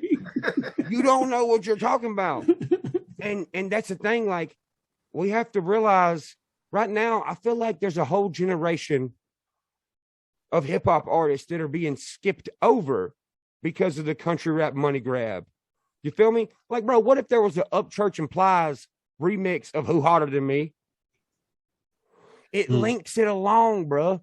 It links it along. I'm supposed to pay dues to the motherfuckers that was in my CD player because the motherfuckers that was in my CD player made me. And then I'm making artists now. Right. And it goes on and goes forth. So why wouldn't you give props to these motherfuckers that made you to even drag them farther? Like, maybe they could make money for a little bit longer instead of just shutting it off and being like, well, I don't know. I'm just a country guy. And this image was made for me. Fuck that. Say you drove around listening to Plies in your Monte Carlo, motherfucker, because that's what you did. Right. You think a lot of guys I get heated, bro. You think a lot of these guys are embarrassed to say that they're country rap? What's that? You think a lot of guys are embarrassed to say that they are country rap? See, it's a conflicting thing because right now it's such a term that is now. Look, you got back in the day in Memphis, you know what I'm saying? You got country rap tunes and shit, right? But right now, Pimp C and all that. But right. There's a huge generation that don't know about that because that wasn't linked together. If it was linked together, there'd be a better understanding. Okay. You feel me? I feel you. I feel that. All right, so I'm sorry. I didn't know. Go ahead, because I was finna switch gears. No, you straight. I done forgot. I got a brain like a squirrel. Okay. Now let's talk about. This is something me and Spank argue about. So you're finna have to settle this argument, and no one better to settle this argument than Upchurch. Oh, this one gonna be good right here. Okay. So I feel like, and I'm gonna say T.I. T.I. is my favorite rapper of all time. I'm glad you're using a jug because I do the same thing. My wife can stop telling me to stop using the jug. Church got a jug. Church jug gang, baby. So, okay, T.I. is my favorite rapper. Oh wait, time out. I'm so sorry. Is that black cherry Kool-Aid? No, this is damn it, cranberry and raspberry. I'm finna go mix this up and make black cherry Kool-Aid. I just figured you was drinking the same thing. So you actually make Kool-Aid, Church? Do what? Hell yeah! Hold on. I'm finna test your only black cherry Kool-Aid, bro. 8 cups of sugar. Your sugar. 8 cups of sugar. Do you measure your sugar? Huh? Do you measure the sugar when you put it in? I dump that shit. Yes, don't measure. No, damn. That's how you know you. Hey, you got to put enough sugar in it to where when you lick your gums, it has that rough feeling on it. Yes. You should be wrong. That diabetes right there all day. All right, so look, me and Spank argue about this all the time. All right. And we just want your opinion. You really can't settle the argument. Yes, he will. Opinion. He'll settle it. Okay, so T.I. is my favorite rapper of all time. Not mine. Not mine though. Not mine. This is my story. Okay, all right. You go ahead. Now, and even though and I'm biased because I'm part of T.I.'s story. Oh. Like when he have nothing. Yeah. Before Grand Hustle. Matter of fact, I'm gonna do some dropping if I can get my clout up. Drop it, bro. Drop your nuts, man. Go ahead. When you see the Grand Hustle logo that's used today, I created that logo. Damn, for real? Man, them fuckers paid me $100. Fuck them. No, I'm just joking. But that's about all they had. That's about all they had at the time. He say, man, I thought you was a rubber band man. Oh, you know what's funny? Oh, speaking of rubber band man. Speaking of that one. I created the rubber band. Back in the day, they had a mixtape. And the mixtape, I like, man, it'd be cool if we put a rubber band around the mixtape, and then people will take the rubber band and put it on their arms. So there was, I don't like to say, man, these are struggle stories. They didn't have no money. So I went to Office Depot. I used to work there at the time, so I probably didn't pay for the shit. And I got a stamp made that said Grand Hustle Records, and I got a stamp made that said T.I. Trap Music. And I bought like 10,000 rubber bands, and me and Doug Peterson, who was the vice president of Grand Hustle and T.I.'s manager, we was just, I had a record store. And we would sit in the record store all day, goddamn, and stamp rubber bands and put them on the fucking CDs. So that's badass. So we go back. But my question is, so I'm going to use T.I. Say T.I., right? Say T.I. found a young church, right? Before and he thought the music was dope. And T.I. decided, I'm going to put church on Grand Hustle Records. Do you think that's a good look for the genre of country rap? It depends on what the vibe is of both people. You're going to do church. You're not going to do T.I. You're going to do what church does, but T.I. is going to say, this is my guy, church. Let's welcome him to the world. The stamp. It is the cosign. T.I. is stamping church, not the church that we know today, but just say a young Chase Matthew. Okay. Say Chase Matthew was on Grand Hustle Records. Do you think having a industry stamp like T.I. could help a country rap artist? Or would that be like a country rap grab? No, bro, that would help. It would help. Don't say nothing else. Don't say another damn word. Think about it. If you eat meatloaf, green beans, and mashed potatoes, and you got a glass of water, well, you might want a glass of sweet tea to make the dinner taste better. You feel me? Okay. I get that one. That's the thing. Like I feel like you need people to do that, and you need people to not do that. You need both. Because you need people to be at different mix levels. You know? Like in the beginning, it was in the beginning of country rap, it was a base meal. Now you got all this different shit. You got options now because of the different mix. Like, look at some of the beginning shit I made. Bro, some of the beginning shit I made was the same people that was doing Young Buck shit, and not a lot of people know that. Like, bro, the whole Outlaw music video, all black film crew, gangsta as fuck. Shot Outlaw with me and Luke Combs. Damn. A lot of my first songs was done by Bandplay, dude who does stuff with Dolph. You see what I'm saying? Look what it made. It made Rolling Stone. Rolling Stone has 111 million fucking views on YouTube. Like the mix changes things because it opens doors not to let you live in those rooms, but visit those rooms when you want to. If hip hop is a house, I want to be the motherfucker who is making the rooms as big as possible.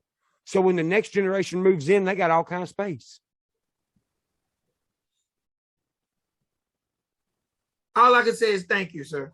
No, there's no thank you. He said both, so no. No, We guys, both won. you really let I his love ass y'all. in. Y'all are funny as fuck, bro. Y'all You like really- two brothers that really- are arguing over the bed. You really let his ass back in. I was rocking with you when I sat back, and then you went and doubled back and let him in. So we'll probably argue again about it. All right, Holla Boy Records. What is made you- a holler boy? I need to know what that is. What does that mean? That's the woods. Somebody from the holler. What's a holler though? A holler is like best way I can explain it is if you're driving down the road Mm-hmm. and then there's a left turn and you bust that left turn and that motherfucker goes oh down a hill Right. and it gets a little and it gets where you can't see the sunlight as much. Right. It gets a little bit colder. That's the holler. It's nighttime in the holler before it is nighttime up there. Okay. I got you. Okay, Holla Boy Records. Mm-hmm. First question is, what made you decide to launch a label? Seeing somebody from the next town over that was an artist that believed in himself so much that he didn't care if anybody else believed in him. Oh, that sounds like you. Yep. And Okay.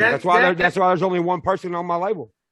That's what's up. So what made you decide to sign a singer as opposed to a rapper? Even though I've coined Chase Matthew as the Nate Dogg of country rap. Oh man, that question's hard to answer because I know what's in the future for Chase Matthews. Yeah, he been sleep. That what was the one that they did with the girls? What was the girls? Broadway girls. Pull up. Oh, Broadway girls. He was almost rapping. Yeah. He was almost there with the Nate Dogg flow that you were talking about, Vic. Bro, So he's got soul in his voice. Yes, Without he a doubt. does. Without a doubt.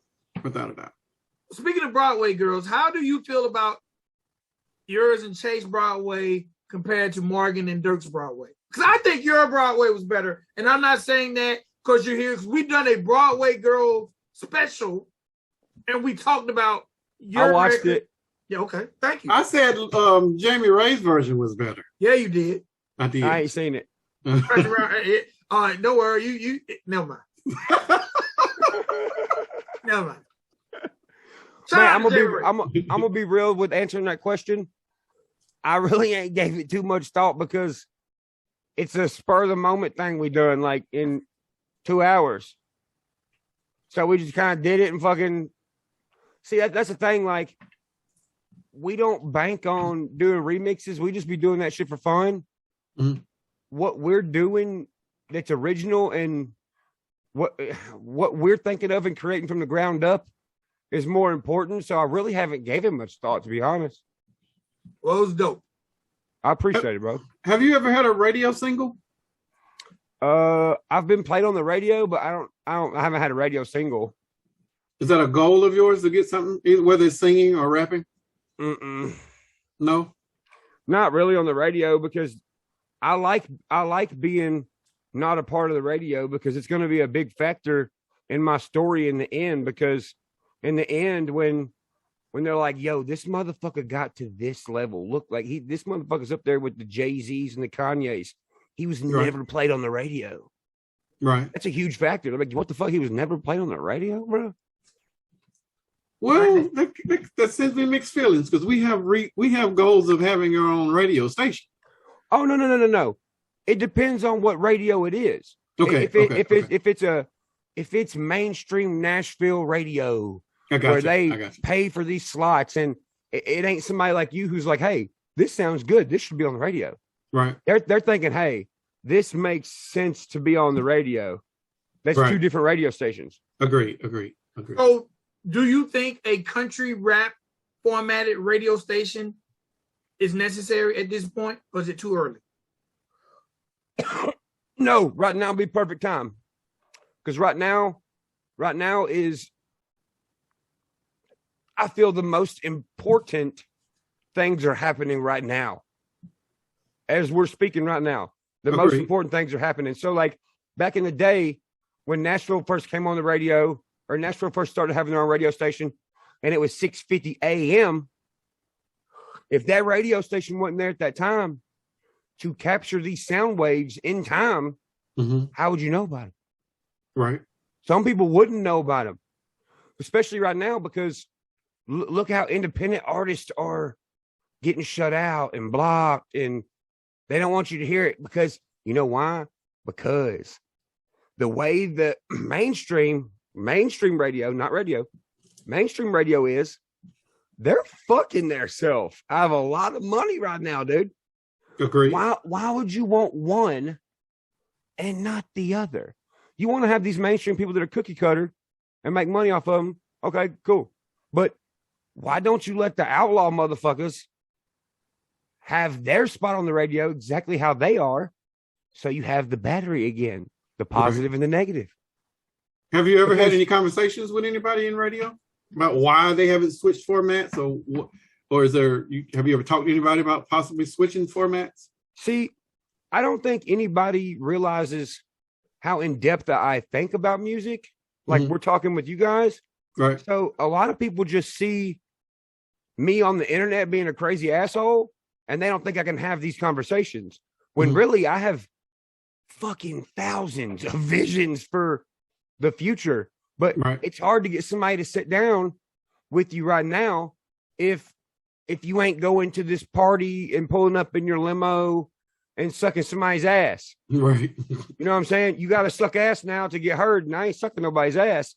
But why don't you just let me in the conversation anyway? Y'all can suck y'all's own asses and let me say what I need to say, because maybe what I say or my idea, see, that's the thing. Like, I'm not in the circle. So I'm going to have a different perspective. I'm going to have more of a perspective from your regular everyday person rather than the person who's sitting in a meeting with 30 people trying to come up with an idea for one artist. Right. That's also what scares the shit out of them too. So you just gave another example of why you're the rebel you are. And why ain't they embracing it? Were they crazy or something? It's not embrace. It's just because you have total control and they don't have control of you. That's the fear, that they don't know what direction you're going to go. They can't control the narrative through you because you control your own narrative and you're your own person. Why not let them control them, me control me, and we mix our thoughts and feelings in general? I wish we could do that, but the industry doesn't work that way. The industry wants to control. The industry's all about leverage. And if you're not giving them enough to leverage, then they will not play that part. That's just the industry. Put it this way. If the music industry is an arm wrestling match, and you got two guys holding hands, right? One's mainstream, one is independent. If the independent one starts getting you to where your elbow's starting to hurt, right? You're like, God damn. Right. Are you going to let go? Be like, all right, you won. Or, all right, you're stronger than me. Or are you going to let them fucking slam your arm down and break your fucking elbow to where you can't arm wrestle for the next year? What I'm saying is right now is a time where if the mainstream was smart, they would really start embracing some of the top influencers and top dogs in the independent world, because if they don't, they're about to miss out on a huge part of history. Will you do it? Would you do it? I can't see Tom doing it. And I don't know Adam that well. We've had conversations, but I can't see Adam doing it either. Bro, I've sat down with some of the richest motherfuckers in the world that own the biggest record labels, that found the biggest artists in the world, and they've asked me, like, what do you see? And when I tell them, like, for instance, when I first started out, bro, everybody, they all was like, this ain't gonna fucking work. Now look. Right. Now they're all trying to do the country rap thing. They just ain't got the formula right. It tastes like shit. Right. It tastes better. It tastes better over here on the back road. Right. You know what I'm saying? If the music industry was Kool-Aid, bro, theirs tastes tangy and shitty because they didn't put enough sugar in it. They measuring the cups of sugar. Yeah. It says 1 teaspoon. Exactly. And I'm using 2 packets, motherfucker, not 1. Hey, man. I don't know how to fix that, because I honestly feel like we need it in some sort of way. We either need radio or we need a major label infiltration. One of the two. We need radio. We need one of them. Is Is it fixing it or is it just doing it? Good question. You know what I'm saying? Because people be overthinking stuff. Let me tell you something we talk about, church. And I'm almost at the point that I believe in country rap so much that we talk about taking our money, going to a radio station. You know how a radio station might have pay programming where you can like buy an hour and throw your mix show on.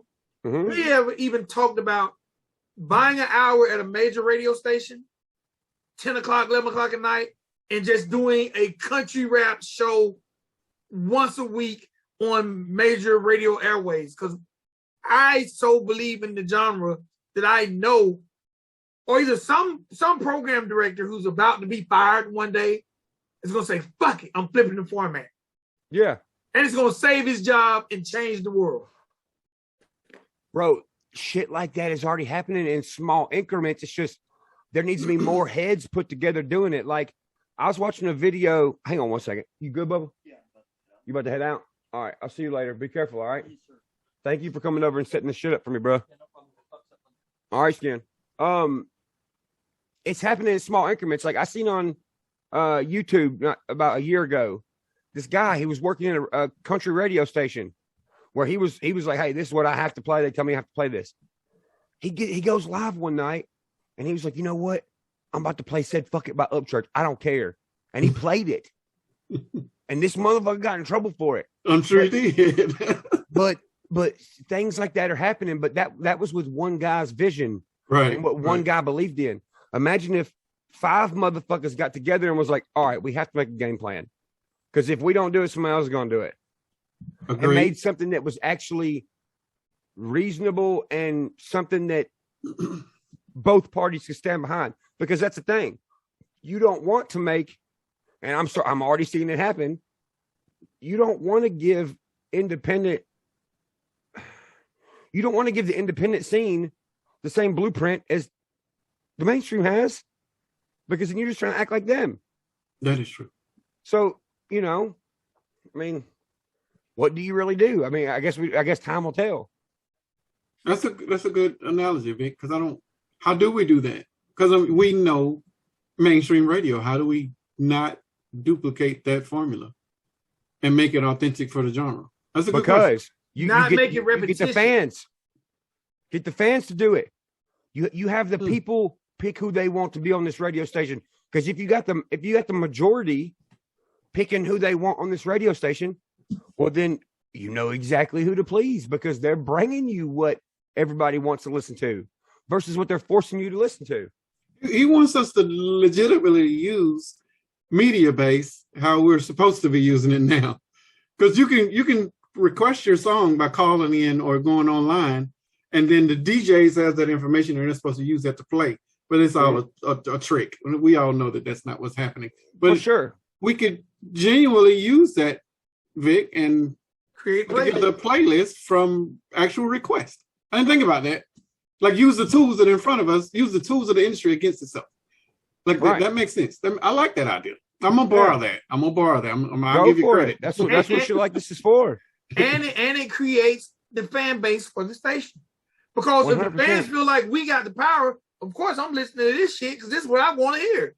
And then they'll be clicking on stuff and waiting for their song to play because they clicked it. You got their back, they got your back. Makes sense. I'm sorry, but if I hear fucking Hurricane by Luke Combs 57 times in one fucking day with a bunch of fucking commercials about Colgate and insurance, I don't want to fucking hear that song anymore. Do you feel like country rap deserves a category at the CMT Awards? I feel like the CMT Awards don't deserve country rap. Oh, wow.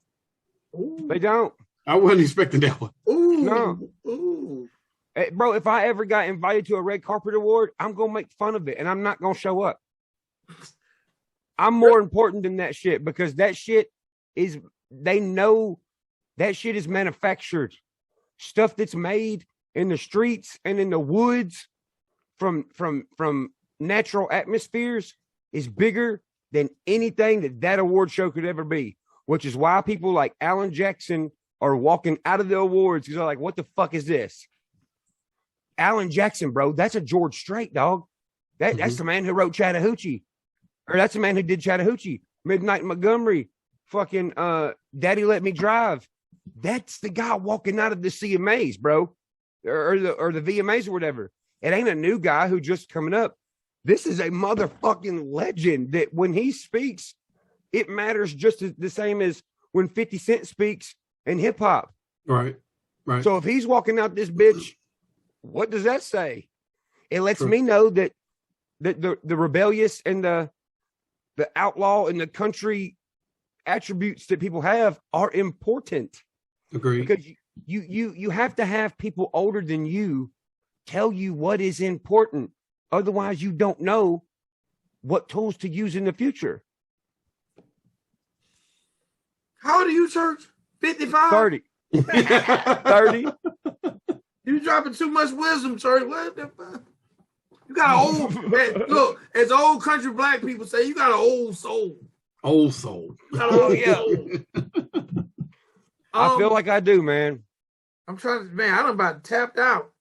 Well, let me know what the recording process is for you. Are you a puncher, or are you a freestyler, or do you write it all down? I'm a very precise person.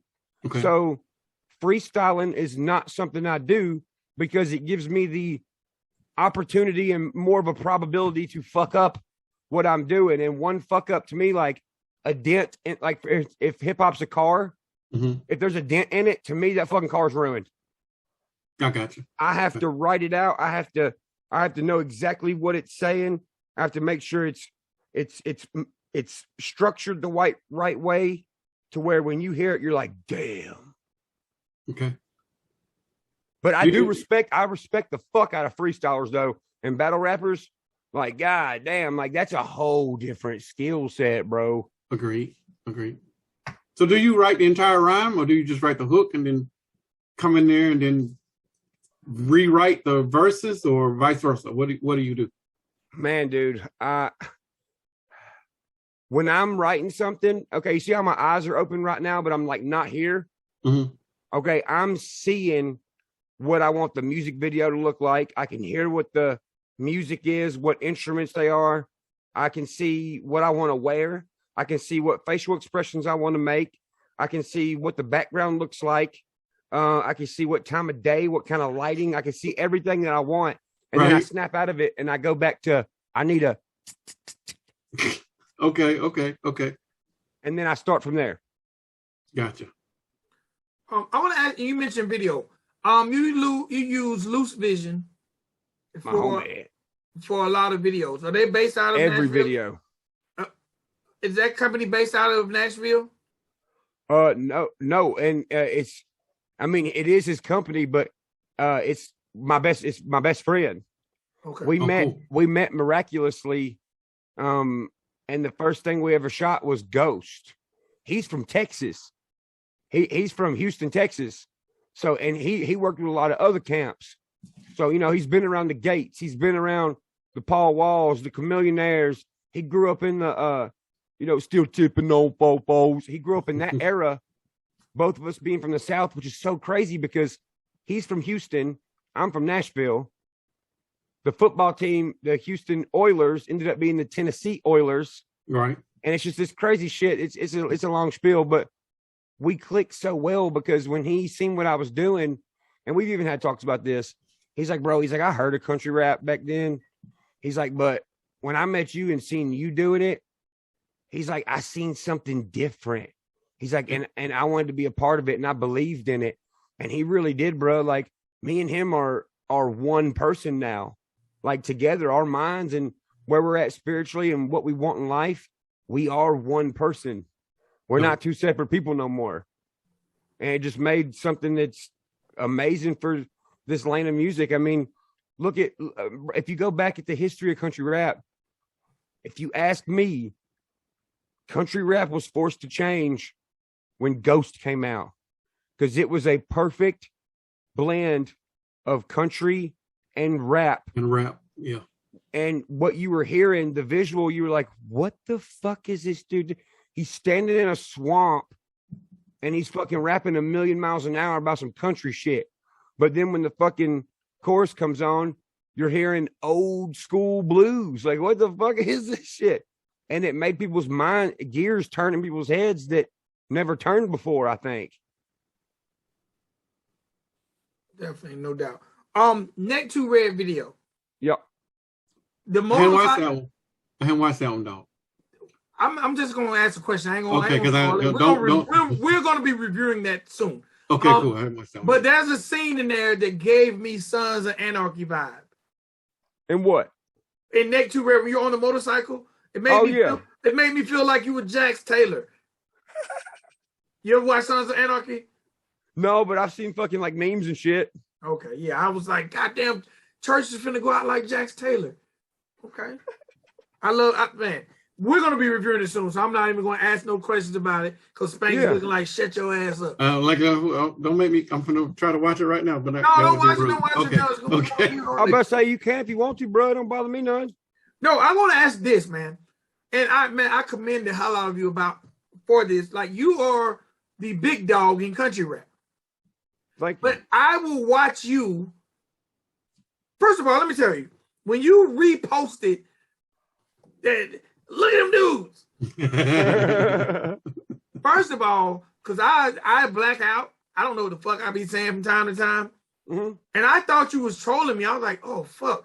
I done pissed church off. But you was actually shouting us out. I really was scared. I'm like, God damn. The show is over. I done pissed church off. And then when I looked, I'm like, oh, shit. He liked it. But I'm saying that to say, bro, you give love to people who react to your shit. They might not have but 200 views. Why do church get it and other people who are not on church's level not when it comes to people showing you love? Agreed. Because they ain't soul searching.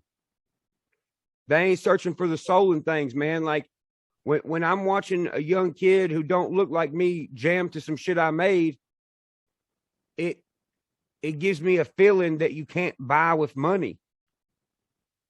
That's my gas, bro. I call watching reactions, I'm going to the gas station. Because I'll sit up all night and I'll watch them from all walks of life, bro. From the boondocks in Alabama to the fucking hoods in Louisiana. I'm seeing all these different people who don't know each other, don't look like each other, don't live the same life, don't like the same shit, don't believe in the same stuff. For 3 minutes and 23 seconds, they're the same person. That's dope. Because I know artists who don't have half your following that won't even say, hey, so-and-so talked about my video. It's they're like crazy. They feel they're like crazy for not. Hey, man, I'm glad you said it. Thank you for showing love to all to media outlets who talk about your shit. For sure. Like, bro, and that's on behalf of Kansas Rebel Man. You're damn right. I gotta shout out Kansas Rebel Man.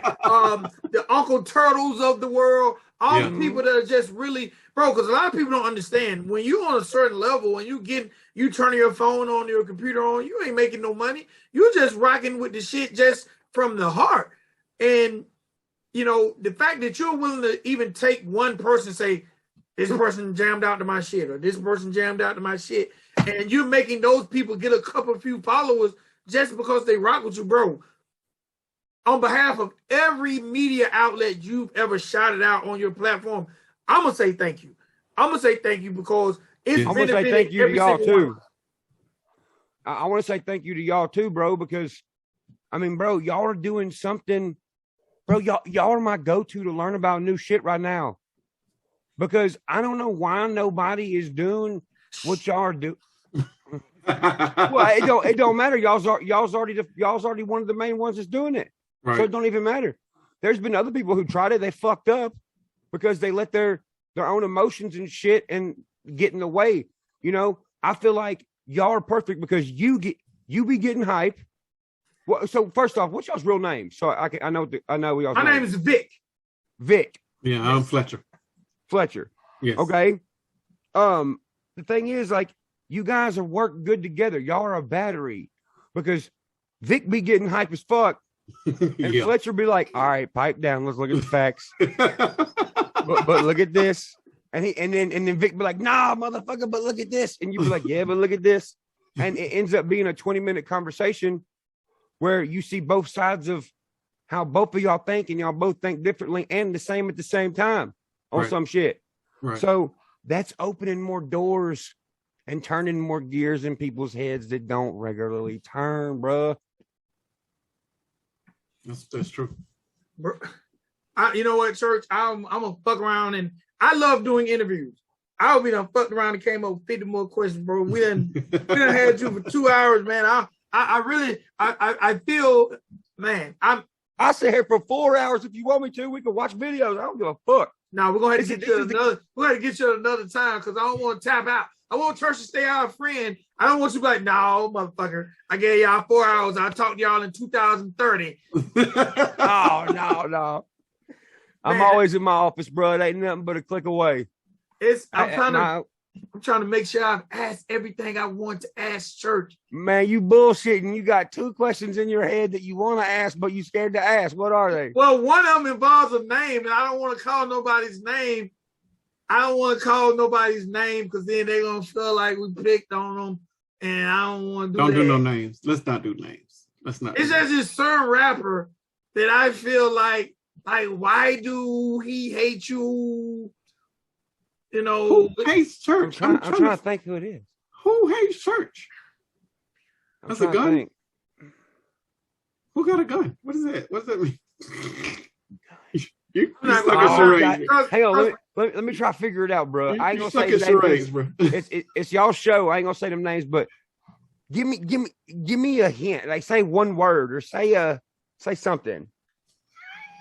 Ellen DeGeneres.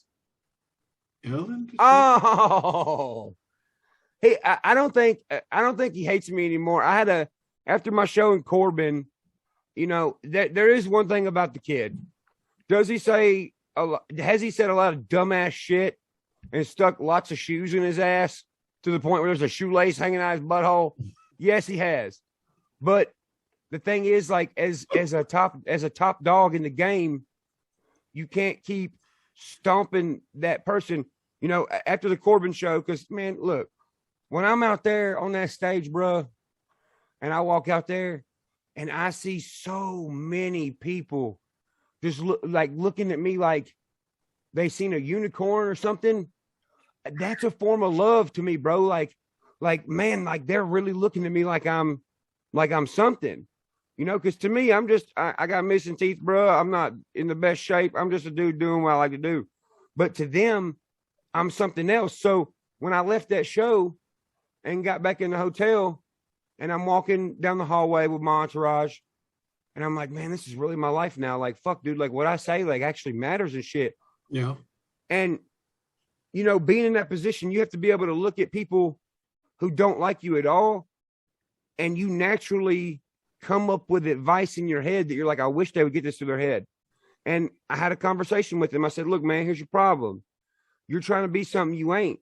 You be wearing clothes because you think the motherfuckers want to see you wearing those clothes. You be saying shit in your songs because you think a certain kind of person wants to hear it. You need to go home and make shit that you like listening to. You need to make shit that is you. You need to dress how you want to dress and say what you want to say. And that's when you're going to start getting bigger because you're going to be more comfortable with the shit you're putting out. And I'll be damned if he didn't put out something that did better than anything he done in the past fucking 5 months, numbers wise. And he hit me back up and he was like, bro, thanks for that advice. That's a leader. We might be talking about somebody different. I don't know either one of y'all talking about. Bro, text me who it is. Hold on, I'm gonna have to text Spank and Spank gonna text you. Okay, that'll work. Hold on. Because I have no idea who y'all talking about. And we do, and look, and we keeping this shit too. So everybody's saying, oh, Vic looking down at his phone. So I'm texting Church. Y'all can't. Yeah. Is there any more plans for Hollow Boy Records?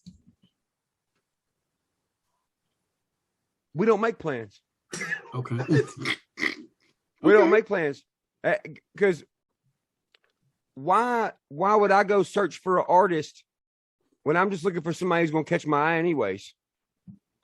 Right. I got you. If you catch my eye, that's how I know you're going to make it. I ain't trying to make somebody make it. I'm trying to find somebody that believes they can make it. Has it been? They make it. Has it been a second signing, or you still just got Chase right now?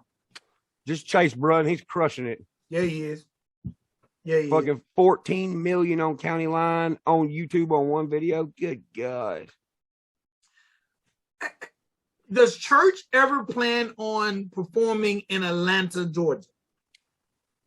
Oh, yeah. Hey, bro, hey, you know about Atlanta, Georgia? You know everywhere around there? I try. You know College Park? Yeah, which one's some weed? No, you know how you pull off College Park? Go down the street, first stoplight, bust a right. You know the Hood Mall where you can buy shit for like super cheap? Discount Mall. Yeah. Yeah. Bro, I used to go over there. Why were you at Discount Mall? Get the weed. Why were you at the D, as we call it? Why were you at the D Mall? Bro, Nikes are like $40. They're $20 in Mexico. Bro, I don't ask no questions. I don't know how the fuck they getting this shit, but they got some badass shit in there for super cheap. You done been to the D Mall, Church? Is that the one you talking about? Like all the plywood out front? Yeah, we call it the D Mall. And it's got the little kiosks made out of fucking 2x4s and plywood and shit? Yeah. Yeah, bro, I walked all around that bitch. I done been there a few times. First I've been to the hood of the hood. I didn't know you. So you've been to Atlanta quite a few times. Bro, I pulled up there with a fucking trailer with two of my homies that had a huge rebel flag on it, and we walked in and fucking had a good time. We got some food at that little food court spot right when you walk in to the right. Fucking, I talked to the little fucking Arabian dudes that have all the goddamn cell phone kiosks and shit. I went to the very back left where there's the Gucci purses and the fucking shoes. You bought Nikes? Bro, fuck yeah. Don't buy them Gucci's now. That might not Nike be real. SBs. Church, so me and Spank have figured that we need to figure out how to start a petition to get Church to perform after the Braves game. After the Braves game? Yeah. Hell yeah. They do like a they do concerts after the Braves game. games sometimes. Yes. And we feel like that if Church performed after the Braves game, that game would definitely sell out. Yes. And everybody would stay. But I will see, because I want to test. All right, this is the weird thing. Country rap, and I'm from Georgia. And I'm like, why in the hell don't we have a lot of Georgia country rappers? I can't name 10. I can't either. I can't name 5. But they'll stop through here, but it's be like in Kingsland or somewhere. Right. There'll be these little small ass towns that I ain't never even hardly heard of until I seen it on the flyer. Right. Too small, yeah. Now, Jelly Roll was just in Atlanta in November and sold out the venue 2 nights. Kid G was just in Atlanta last year and sold out 2 nights. So I know the genre is this, even though Jelly sings majority of the time, Kid G sings, I need to see that true testament of a church or a demon, or I need to see, I'm really trying to get to a concert. I'm really bullshit. I just want y'all to come to the concert and I get in my car and come see y'all. But I want to see the effect of country rap in the ATL. Bro, what are you doing on the 22nd of April? Somebody that's a Friday. I don't know why. I mean, fuck, if you want to come to the fucking Nashville show, I fucking VIP, get in the back with us and shit and hang out and shit. That's a Friday, fan. No, I want you in Atlanta. We want it here because we're trying to grow it here. We're trying to grow it here. Got you. Now, hold on. I appreciate that offer. Yo, for sure. Yeah, for sure. But no, I want it here, like Ludacris, T.I., like you know, like I can't. Ain't no way in the hell. I'm Southern bred ATL Georgia boy. Pastor Troy DSGB. That's why you asked that question earlier. What about T.I.? Well, I was. I'm still. Those are my guys. And I have told them they're well aware of the podcast we do. They're well aware of how I've indulged in country rap. And they send me shit that come across their radar. And I would love for them to embark on taking on a country rapper because I just think it would be a perfect marriage. That would be that would be badass in Atlanta too, bro. I think eventually there will be something called country trap. Possibly, yeah. Country trap. I see that happening. You know, maybe Church can find a country trapper. Bro, I mean, with the way shit is, I mean, fuck, you never know. I mean, hell, listen to Suicide Boys. Some of the shit they say, you're like, wait a minute, what? Church, you don't listen to Suicide Boys. Alton's my favorite fucking track by them. Glock hanging out to my side, riding around and saying who wanna die. I would love to see what Church's playlist is. Now, for real. Damn. I wrote it down for y'all. I knew y'all was going to want to know, so I was like, what is my go-to music? So I looked at my phone. Here's my go-to playlist. My personal go-to music every day of the week is Elvis, The Drifters, Elton John, Suicide Boys, Alice in Chains, Billie Eilish, Ozzy, MGMT, and Boosie Badass. So you listen to Boosie like that? Fuck yeah. You heard that new track he's got? Brave on the Way. I haven't heard it. Oh, bro, you got to hear that. He's fucking riding down the road in this fucking vet, half black, half white. That mug's hard, bro. And Boosie has really, you know, he's got the compound up here. Like he bought a lot of property up here in the outskirts of Atlanta. And I know where his house is. Yeah, he's doing his thing, man. He's doing his thing. That motherfucker, he's real as fuck. So what would a Boosie Church tour look like? Oh my God. I don't know what that looks like. Oh my God. A lot of ass shaking and Jack Daniels. That would be the perfect marriage of the two genres, though. I mean, bro, somebody of his caliber of respect, as long as he's been in the game, bro, Boosie being around and doing what he did for me, it sparked even something else, you know, where one night he was like, you know, see what you can, you know, do with this, yada, yada, yada. I showed him what we could do, you know, send it back to him. Something different was born that night. That's all I can say about that. But y'all see pretty soon on Boosie's album, I believe, his next album. But it's like you were saying earlier, it's different mixtures, man. Like, I can't knock Boosie for being Boosie or growing up how he did. Like homie was like, well, how dare you do a song with someone who said, fuck the police? Well, maybe the police done something fucked up to him. Maybe that's why he's saying, fuck the police. You don't know because you ain't Boosie, bro. So shut up. You know what I mean? Yeah. You got to let Boosie be Boosie. You got to let Church be Church. You got to let everybody be who they are because that's what makes some of the best mixed drinks if hip-hop was a drink. Spank, you got anything else? Because you, I just want Church to realize that, like, he is the NWA. He is the Public Enemy. He is Luke Skywalker. I'm trying to think of all of the people that revolutionized a genre or a type of subgenre in hip hop. You are that to an entire genre. Dude, thank you, bro. Please don't change. Keep putting music out. Like, do as much as you can because I don't think we have enough. But I this genre is, I think the roots are in and we are growing. We probably need a couple more pieces. Need a couple more media outlets for sure. And we need a couple more pieces of diversity. Once we get that, then I think we'll have the eyes on from the industry over here. And then I think radio will be trying to leak in and do whatever they're going to do if we haven't done it already.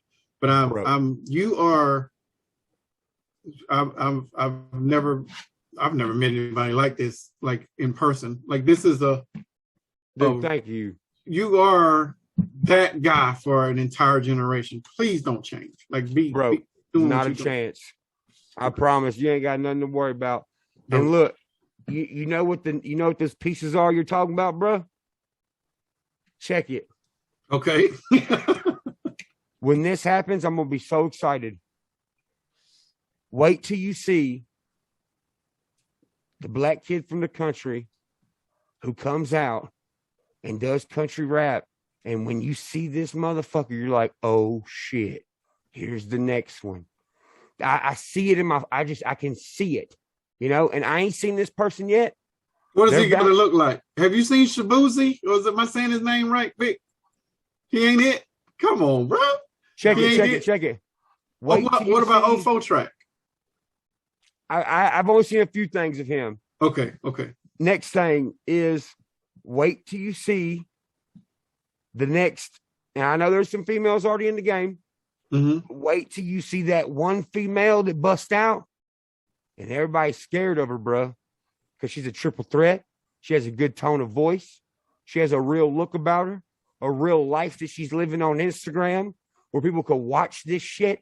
When that country rapper comes out, that's going to be another key. The last key, bro. Okay. The last key, wait till you see. And look, I'm talking about it like it's already there somewhere. Right. But it's not. It's just what I can see. Wait till you see the third element. The pretty, beautiful black chick who is from a hood type country place like I'm from, mm-hmm. that fucking sings like Rihanna and performs like Beyonce, dog. You know, now she's not out there. I haven't seen her yet. Okay. She ain't out yet. She's somewhere. Okay. She's somewhere. Okay. But bro, when you add them three things, it's gonna be game over. Now that I've said that, there's gonna be a lot of motherfuckers out looking for the shit. You're not gonna find it. It's gonna pop up by itself. Right. It's gonna pop up by itself because it's gonna be real and it's gonna be authentic. I haven't seen the black rapper. Vic might have been on there. I think there's a couple of females out there that are options right now. You know what? If the black rapper exists, mm-hmm. he's right now trying to get his music to the wrong people. Yeah, because he's trying to give it to the main. Yeah. A country Hobson. We need a country Hobson. Okay. Imagine, bro. Imagine somebody looks just like him, saying, "What the fuck are you doing?" And then he's like, "Bitch, what the fuck you say to me?" And they're like, "Oh shit." His skill level is so high you can't say nothing to him, bro. I think that's why a lot of people don't fuck with me and ignore me. If you in a conflict with somebody and you know this motherfucker finna beat the shit out of you, metaphorically speaking, are you going to ignore him or are you going to go get the shit beat out of you? Yeah, you might want to ignore him. Ignore him. You know what I'm saying? And let's be real. Whether you're white or black, it don't matter what color you are. If you're diehard hip hop and you pick a fight in a rap battle or whatever, dissing this and the other, and you get owned by somebody who constantly drinks Mountain Dew Code Red, has a missing tooth and a rebel flag tattooed on him, you're getting clowned forever. You're gonna quit rap. Bro, they're gonna be like, bro, Billy Ray Cyrus's nephew beat your ass. Like, what the fuck? Have you ever sat back and been like, man, I wish that motherfucker would this. I wish he would. Bro, I am ready for anybody. I swear to God. You know why? Because I live in my head too much.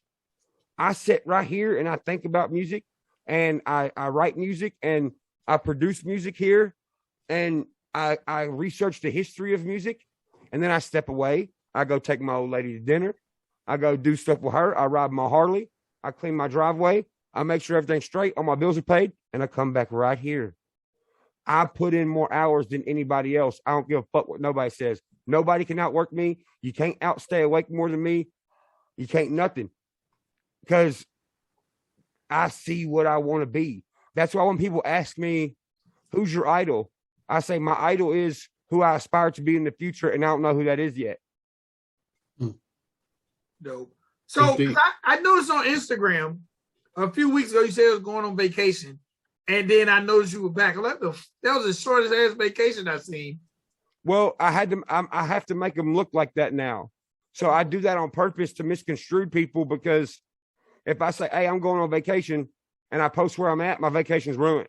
Oh, I got you. You feel me? Got you. Okay. Got you. That's I can say I'm in Colorado and really I'll be in Florida. No, but you said you was taking some time off and you were back like in 2 days on the ground. Oh, Well, yeah, like 1 minute to me, like an hour to me is like 1 minute. Oh, okay.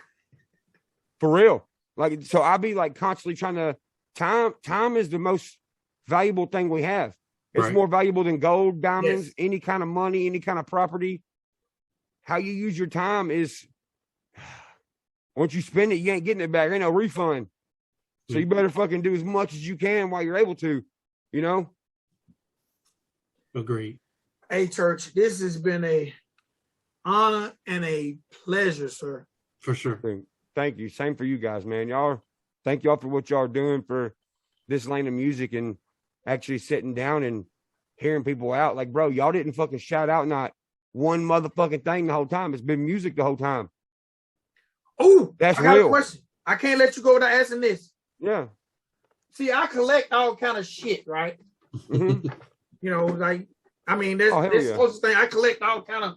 I'm a What big is Oh, ass. me too. Me too. What's Check it? this out. What was that? A Herschel Walker dog? What was that? That's Patrick Mahomes. Oh. Don't make me get up, Church. Don't make me get up. No, please don't. Hold on. Church, hold on. Church, fuck you. What you got? Oh, what the hell is that? That is a handmade sock monkey, but it's Biggie. He's got on Notorious B.I.G. socks. That's hard. Bro, can I show you one last thing? Come on with It's a piece of music history, bro. Comparing toys. There's man. only one of them in the entire world, and I got it. Let's see. Come look. Come look. Pick no pulled out his sock monkey.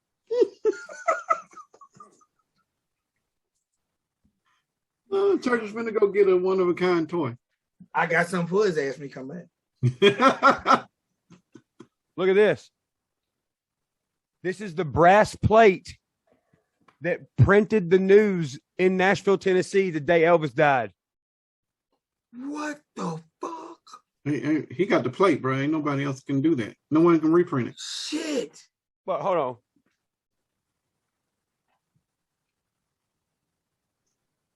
How did you get that, Church? This old lady, she knew I was a fan of Elvis. Wow. She used to work for the newspaper back in the day. She said one day, so when they print the paper, they destroy the plates, right? Correct. And they threw it in a dumpster. After work, she dove in the dumpster and got it. That's why it's wrinkled up. It's the only one. I got it. I'm gonna show this, but it ain't up there with that. But I'm gonna show No, it. that's some memorabilia there. What's that? Run DMC? DMC? That's a Ryan DMC. Oh shit! That's that. So That's dope. I'm Is that a showing Funko? it's a stuffed Funko. That was dope, bro. I So- want one. So, Church, I'm showing Oh. this. I gotta ask, Yeah, how do I buy a GI skin? I ain't made them yet, but I like you. How do I buy? Bro, I'm gonna get a custom one made. I'm gonna get 2 custom ones made. I'm gonna sign them. I'm gonna put 1 of 1 or 1 of 2 and 2 of 2, and I'm gonna get them sent to y'all. I'm gonna write it in my notebook. It'll be Bro, dope. when I seen that GI skin, I It was was like, hilarious. It I'm was like- hilarious. first of all, that needs to be an NFT, Church. Yeah. I smoke too much THC for NFTs. Hey man, Church, man, it's really been an honor and a look. You know what's funny? I said, man, if we could ever get Church on the show, it ain't nothing else we can do. I was hoping about our 3rd year we might could get Church on the show. Look, fuck it, I'm gonna keep it real. Fuck it. Keep it real, Scan. That was an artist who's supposed to be. You know what? I ain't gonna say. Don't do that. Don't do that. Don't do that. He said, "Red alert! Red alert!" Well, we can say that based on the stuff that you've said in this video, I think it's going to inspire further inspire these artists that are out here, not just in country rap, but just independence. Because you, like I said, you are the leader for this. You are the voice, the face for this entire genre. They pay more attention to your words, and you gave a lot of insightful information. Like you, Thank you. I digging more into you as a person. I think I like you even more now, and I think they would gravitate towards that because you're real. You know, you're not some fabricated piece of bullshit that the industry made. You're a real human being. And I'm gonna say this. Thank you. You just said two things. You mentioned a black country rap artist, and you also mentioned an African American female singer. Mm-hmm. Any of you people out there, if I see y'all get online and say this man is racist, when he see things in the future that has to do with other races, if I see y'all getting online saying church is racist, your mama's a man. Your mama's a man. I'm telling you now, your mama's a man. Now, first of all, there was no bait. I didn't even know what he was going to say. The three things that could catapult it for a person to even say something like that. Yeah. And you say, oh, he's racist because he got a rubber flat. Your mama is a whole man, bald, man, tits and all. Dinner's ready. For real. Like, listen.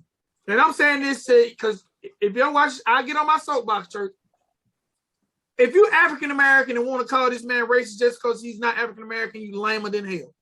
For real. For real. Stop. As African Americans, let's stop saying people racist just because they're a different color. Stop that shit, man. Because you don't know what's in the heart of people.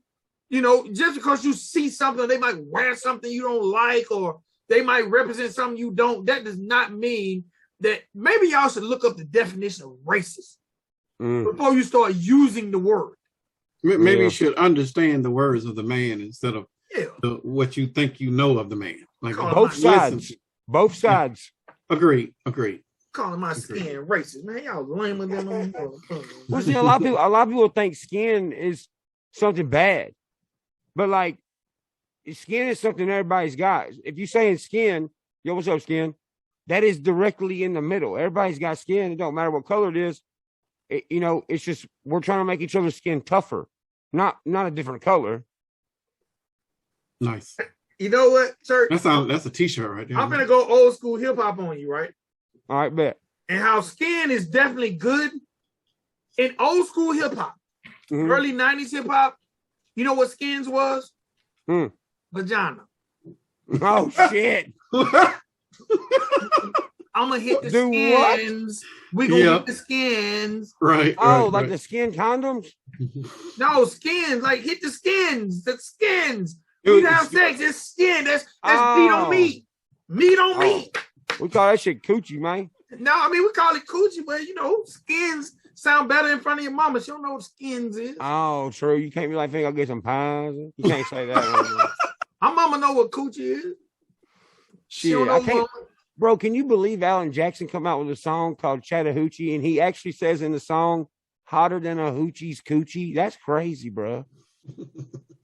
That's crazy. A hooker vagina. That's crazy. Alan Jackson said hooker vagina, bro, just with different words. That's the beauty of music. You know what, church? You said calling you a pussy is your girl's biggest asset. But, dude, I don't know why nobody mentioned this. It's just so funny.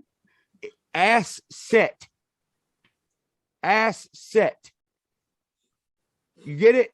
I'm done with you, church. Me calling you a pussy is your career's biggest asset. Lick my pussy, mama. You know what I'm saying? Who else can say faggot and pussy in the same song and not get in trouble? Like, come on now. You can only be canceled if you care about being canceled. I agree with that. You can only be canceled if you care about being canceled. That's another t-shirt. That's another t-shirt right there. You can only be canceled if you yes. Who cares? The people who counsel you didn't want watching you anyway. And if you're that sensitive, you don't even listen to me. Yeah. Not only that, bro. I mean, just like we were saying earlier, but along these lines, like you can't expect a 60 or 70-year-old black man to feel totally okay with white people. You can't expect a 60 or 70-year-old white redneck to feel totally comfortable with black people. Yeah. These are just time-stamped facts. Agreed. Like they live in a different world. It doesn't mean we got to be the same, but it doesn't mean that we as people got to dwell on how those people think. I mean, fuck, dude, I'm in my 30s. What do I know about somebody who's in their 70s, whether they're black or white. I don't know shit. Yeah. Great. Yeah, you came up with the internet. They came up with goddamn with the roll shit when you beepers and shit. Hi, church. I'm just playing. My man boobs are sweating. My studio is hot. I gotta get so hot in here. Hey, how do you feel like Nelly could have an influence on country rap? I think he already has. On country rap? I mean, he did a song with Tim McGraw. That wasn't nobody doing that back then. Yeah. It's all in my head. I think about it. Oh, bro, my head's a jukebox. That was go all day like this. That was the number one single. I forgot about that Tim McGraw song. Yeah. That was before Florida. Would you consider Nelly a country rapper? I wouldn't consider him a country rapper. I would consider him a southern rapper. But he does do festivals and shit with country rappers. I've done a show with him. Really? Yeah, me, Nelly, and Kane Brown. Damn. Mm-hmm. Damn, what is that? Y'all Nelly, bring that to now? I don't know what the fuck Nelly drinking, but he ain't aged a day since Hot in Here came out. No, he hasn't.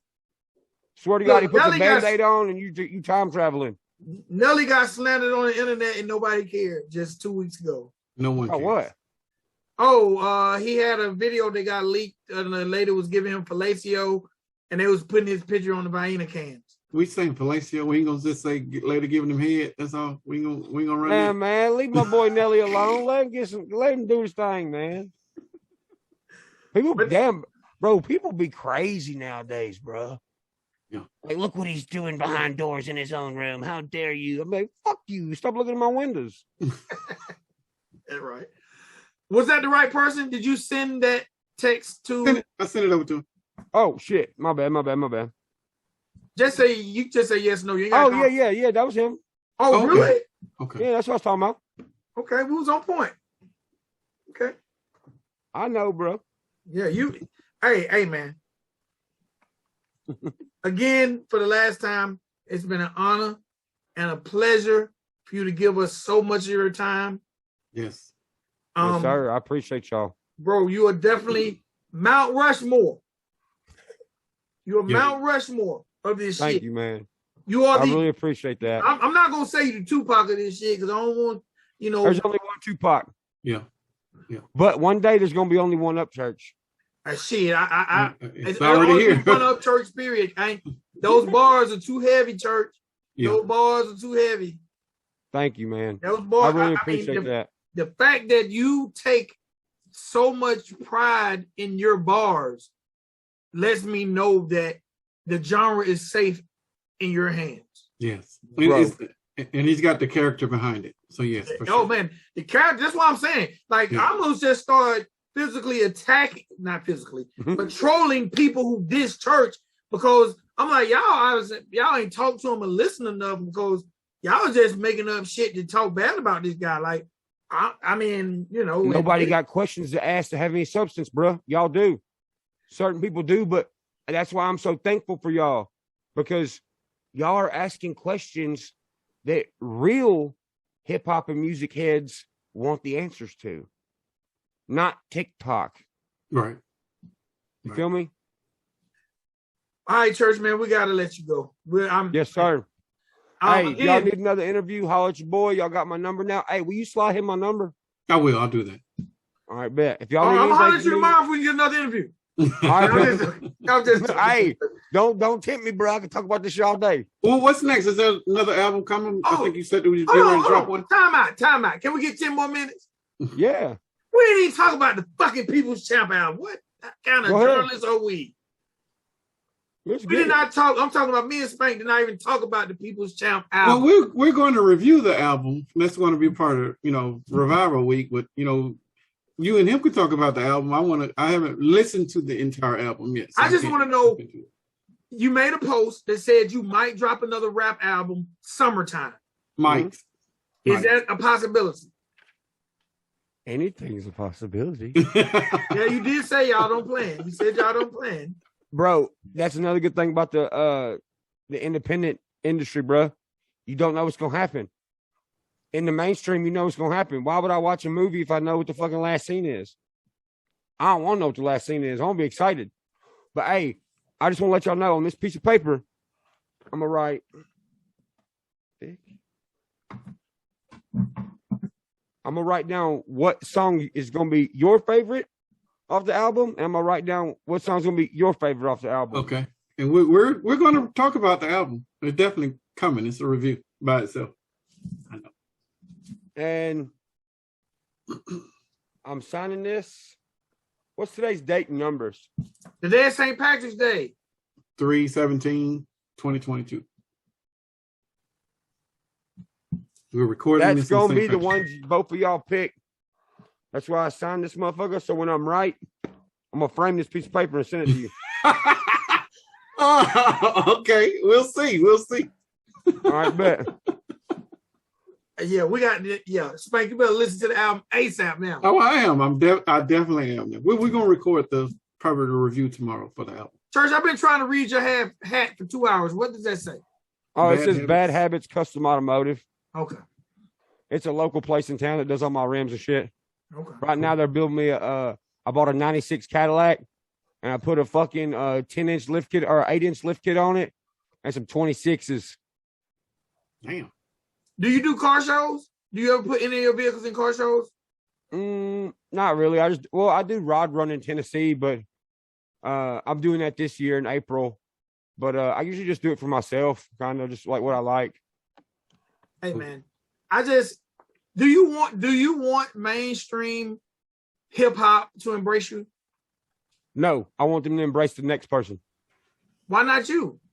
Because I got to do what I do and play my part to catapult the next fleet of people up there. Well, they better get you the ghostwrite for them. I need to be in on the structure and like I need to be a Jay-Z position, but I don't need to be heard as that person. I need to show you people and give ideas, not take the spotlight. The spotlight needs to be for somebody else. I already got my own spotlight. That makes sense. Yeah, it does. It sounds kind of martyrish, but we don't want you to be a martyr. Right. He's just humble with it. And yeah, I mean, this shit is amazingly crazy that you're so humble. Like, yeah, bro, 17 albums in 9 years. In 9 years, and you're this humble. Yeah, I mean, you can be, hey man. Thank you, bro. I hope y'all continue to do what y'all doing too, bro. For real. We appreciate you. As long as there are new artists being born, and as long as they're making videos, bro, we have so many plans for what we do. And the funny thing is, we're not even talking about money. We're talking about the things that we can do that helps the genre. The vision. Yeah. Yes. Like, bro, me and Spank have 140 episodes later, we've never had a conversation about money more than we talk about this to help the genre. Mm-hmm. This to help the genre. And we just hope one day that, when you made your first project, of course you want to change your family lives. Of course we want to change our family lives, but we know that the genre has to prosper as well. If you're doing what's right, everything else comes with it. Not only that, bro, I just want to tell y'all this, bro. Please, this is the beginning of like the main gears starting to turn. Don't trust anybody, not even me. With your biggest secrets and your biggest ideas, don't tell nobody. Keep it between y'all two, bro. And if you be telling anybody else, be like, hey, motherfucker, I'm finna tell you about this idea, but you finna sign this damn piece of paper first. Gotcha. For real. Damn, that sounds these ideas could be fucking monumental. They could be legendary. They could be timeless. We don't know. We're almost there, but I feel like a lot of puzzle pieces are about to fall in place to where people's going to be able to tell what the picture is.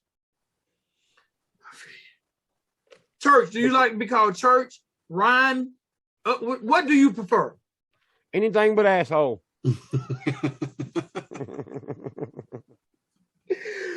Church, it's been an honor and a pleasure, bro. Yes, sir. This has been the revival. This is gonna be revival week with church, man. We're gonna yeah.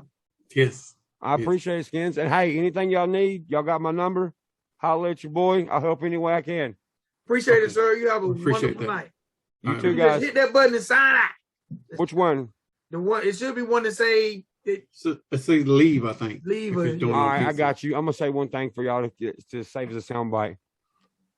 My name's Ryan Upchurch, and this is the Country Rap Report.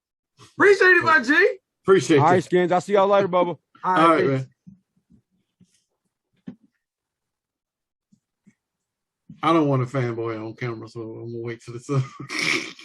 How you gonna fanboy? It's over. You supposed to fanboy before. You don't understand, man. That was like our Oprah interviewing Kobe, you know, at the top of his game. This can't. Only thing I can say is, I almost feel like it came too soon. Nah, it's not. It's happening for a reason. We just don't know what that reason is. But it's probably some kid or a group of kids out there that need to hear everything that he had to say to push forward. That's all I can think of. I can't wait to watch this shit, bro. That's a lot. That was a lot. That was almost 3 hours. And he ain't. I was okay when I first heard him. I didn't know that he was. I think I might have came in on the political stuff. So immediately I'm like, yeah, okay, whatever, you know. But 2022 church, 2021 church, it's a completely different church. He's all about lyrics and beats and, you know, true to hip hop, you know. And I respect that more so than any of the other stuff that is out there, because it's in the essence. He's an MC. And me being a former MC and everybody else that is out there that's trying to rap, they gotta respect it. Because he ain't coming at it from no other gimmick or no other marketing tool or ploy or nothing like that. It's about them bars. And bitches, if you ain't got bars, you better sit down. Don't try to come in the ring with him. You know, just chill, because he gonna body you, and you don't want that. You don't want, because he gonna make you look embarrassingly stupid. Hey man, everybody watching these episodes, go back and rewatch them, man. It's so many jewels that were dropped. Yeah. And anybody out there hating on this man, you really just hating to be hating. You know what I thought was dope? And I said this is very, very important for us as a collective and a show, and for people that watch us. Mm-hmm. I definitely want to be able to give more pertinent information. Now, he done an awesome job on No Jumper. And you need to send him the link to that show. Okay. But I definitely want to cover a lot more ground, and I think we encompassed that. Oh, we definitely covered more ground. And when we watched No Jumper, you really couldn't get his personality, you know. And I think we got more personal with Church, you know. And I know he didn't go into his personal business, but you were able to see him think. Like he went on a tangent about how he creates. Like that was you getting the creative piece of somebody that's special. Like you cannot make that up. Hey man, I ain't got no more. Bro, we got a drop we can use for the rest of our life from Church. Forever. ever. Yeah, he'll spice the shit out of that one, bro. Anybody saying that man racist, y'all ain't listening and looking. Yeah. Because that man is really about bringing people together. Right. And hey man, if you got a story to tell, that's what the hip hop is about. Telling your story. But telling your real story. There are too many artists that are probably telling the story that they want to be their life, as opposed to telling the story. And I really, you know what I enjoyed the most? What's that? That man walked away from drugs on the table. I don't know nobody that's gonna do that. Especially considering he hadn't even recorded a record at the time. Right. He just had the belief in what he was going to do. And this was in the midst of tragedy. Yeah. To believe in yourself before you do something, that you can turn away from something that's going to bring you income. A lot of us can't say we've done that. You're right. So, man, you know, Believe in yourself. Everybody watching the show, keep doing your shit. Believe in you and be authentic. I might as well curse because church started cursing so early. This bitch is yellow every episode.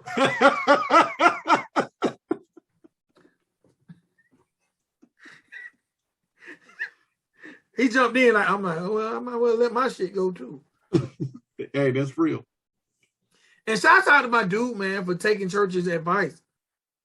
And hopefully that hatch is buried and we won't see no more videos. And I don't want to put no light on it neither way because I don't want to draw no negativity to neither. And I don't want them using anything we said to bash him. Right. Or either fan to bash each other. And the fact that he was willing to give that advice, I ain't mad at that, bro. That's a real genuine dude. Did we get everything we need to ask out? Oh, I'm pretty sure we did. Yeah. Damn, they asked me everything but his shoe size. He is, I think the genre will be happy. I think the people, when they watch this interview, they will see a different side of church and maybe learn some things about, what they need to do for their careers. All right, man. That's all I got. That's all I got, bro. www.countryrapreport.com. Go there for every single thing you need to know. Now, y'all heard church say that a radio station will be good for the genre. WCRR.